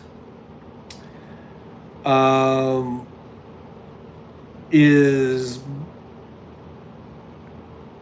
at every turn is blocking any type of sensible gun laws, even to the point where someone tries to say maybe we should make guns that will only, require like a fingerprint of the owner to fire, like so that someone can't just steal a gun and go shoot people with it, right? Or the gun manufacturers could be sued It's, I mean, or that gun owners should be required to carry insurance. So that if their gun hurts somebody, that the insurance would cover that or whatever. So I'm not sure why I went off on that tangent, but we need to do something, and it just seems like everything gets just brought back to this this argument that when you take away people's guns, that then the commies take over, and that's a hell of a jump. I'm not talking. I mean, we're just talking about trying to come up with some kind of solutions to try to lessen the mass shootings and the gun deaths, even the suicides, because half of those, the gun deaths in America, about roughly, are suicides. And I don't know about you, but I would like to see that number go down. And I do think that if people didn't have as easy access to guns, there would be less suicides. And you can say, well, they'll find some other way to hang themselves. And again, it comes back to that thing where, yeah, but now they've got to figure out, do I get a rope? Do I get a cord? Do I use poison? Do I slit my wrist? These are just more obstacles that might make some people give up or stop or come out of that depression, that extreme depression. Look, I can tell you, I've told this story before. A few years ago, if I had had a gun in the nightstand next to me, I wouldn't be here right now. I would be dead. I was going through this extreme depression and this moment where I just didn't want to live. I came to the point where the thought of dying felt so much better. It felt like a relief. It felt so much better than being alive. And I was ready. I was ready to go. I was ready. And I just wished I had a gun next to me. I would have put it in my mouth and I would have pulled the trigger. It was about a 20-second. There was about a 20-second window there where I was, just the thought of being dead felt so good. It felt so relieving. It was such a relief. I so much wanted to die in that 20 seconds. I swear to God, if I had a gun, I'd be dead right now. But then that feeling went away, and I kind of, somehow I got myself out of it, and I was like, okay. I was like, no, come on, get out of that. It's stupid. You're going to get through this. You've gotten through it before, and you've picked yourself up before. I just sort of talked my way out of it. But what if that 20 seconds had been a minute? What if that 20 seconds had been an hour or 3 hours? I would have for sure figured some way to kill myself in probably in a 3-hour window or something. You know what I mean? So what I'm trying to say is I'm just trying to head you guys off of the past and saying, well, there's still people they're gonna find ways to kill themselves. Yes, people will find ways to kill themselves, but I think there'll be a good number of those that they'll get out of that state of suicidal thoughts and suicidal desire, and they'll be able to hopefully, whether they need, like I never did get any type of, counseling or, anything like that. People, what do they got to do to get out of it? Maybe they'll get out of it, So anyhow, where was I?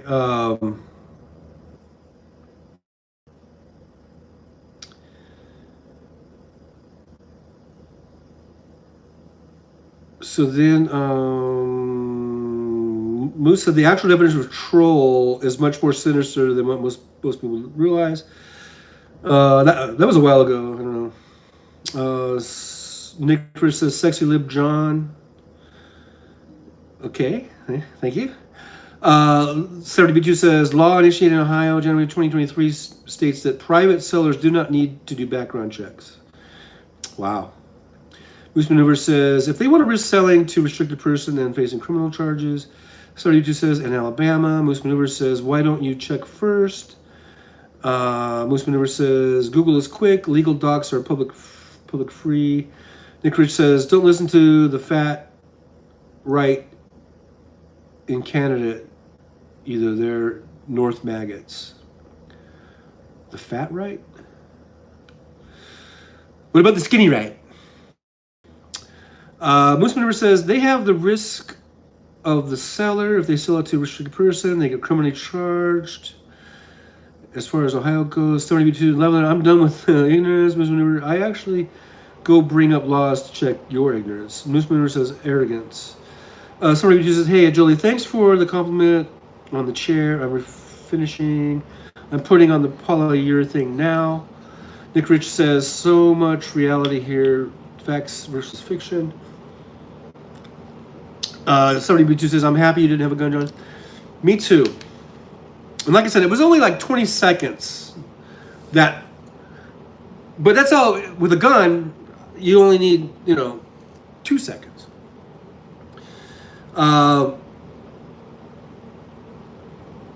Jolie says, it's pretty, oh yeah, but the chair. Moose says, happy you lucked out. Moose Maneuver says, Canadian gun suicides. Oh, I guess can't spell it because YouTube might not like that. Are so far down after they illegalized handguns that they had to set up a government-assisted suicide program. They didn't have one before? Oh. Nick Rich says, you're here today, John. We're all happy about that. Well, thank you. 72 says, Jolie, I would love to start flipping furniture to sell. Our house is starting to get full from the stuff that I got free and refinished. Moose Maneuver says, just kidding. They had the program rolling before they went for the guns, but don't care about preventing suicides. And Jolie says it's a great idea. Yeah, there's lots of things, like maybe you could sell on Etsy, Stephanie, B2. Or isn't there like OfferUp? There's little places you probably could do that. Anyhow, geez, guys, look at 208 minutes. How many hours is that? That's over 3 hours?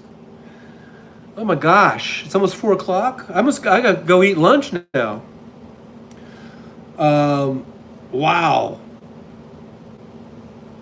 I've just been blah blah blah blabbity blapping. I guess I might have to get going here pretty soon. Somebody says, hubby said no more stuff until I finish what I have going.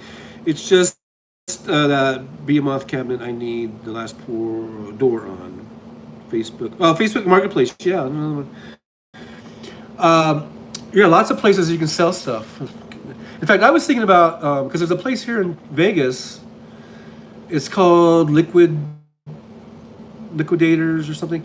And they get like these pallets of stuff from stores. They're like returns and stuff. And I think you can sell. I think you because people buy those, and they have little shops. They actually have like brick and mortar shops where they buy shit and they sell it in their shops, or they just some of them I think just take it home and they just sell it online. I was thinking about trying that because sometimes you get computers and laptops and TVs and stuff like that, and you just buy a pallet, and it's like you bid on a pallet, and then you sometimes you know what you're getting, I guess, and sometimes you don't really know what you're getting, or they might have a thing, Joey says 7 p.m. in Indiana too. Oh, Nicholas says in Toronto 7 p.m.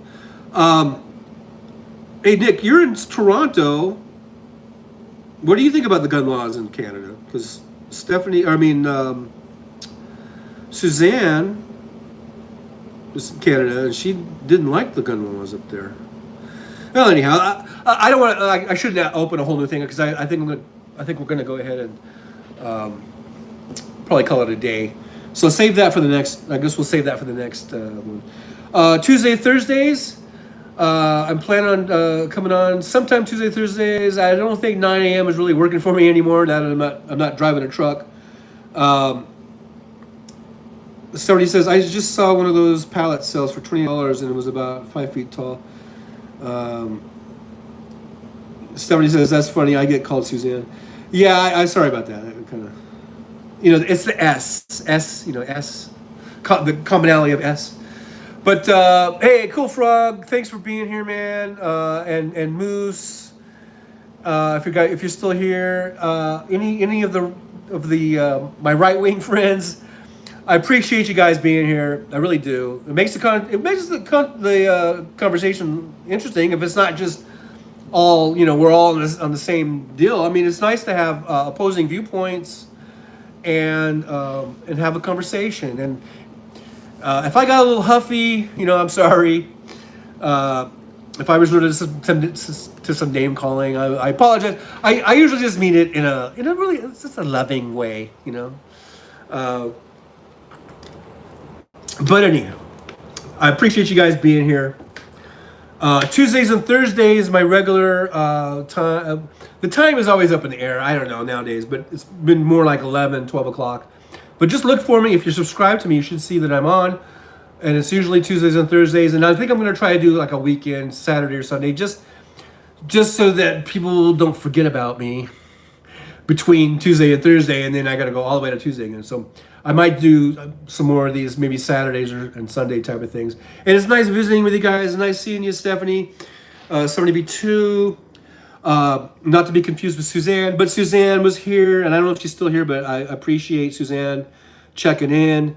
And Moose, Maneuver, I appreciate you coming by, man. And Cool Frog, I appreciate you. Of course, Jolie, my mod, thank you. You posted some stuff for me, and you're watching my back, and I always appreciate that. Nick Rich 56, thanks for coming by. Great to have you. Benny Loco was here. I don't think she's here now, but thank you, Benny Loco, for coming by. I appreciate you guys so much. It's we just killed these last like 3.5 hours or whatever, and it was a great time. So thanks for being here. I'll see you guys Tuesdays and Thursdays. I'll see some of you in some of the chats that we hang out in. And I'll see some of you in some of the other chats that we hang in. I'll see you on the left. I'll see you on the right. See you right down the middle. Right down the line. All right. So, from Las Vegas, Nevada, I am out. Thanks for being here, guys. Bye-bye.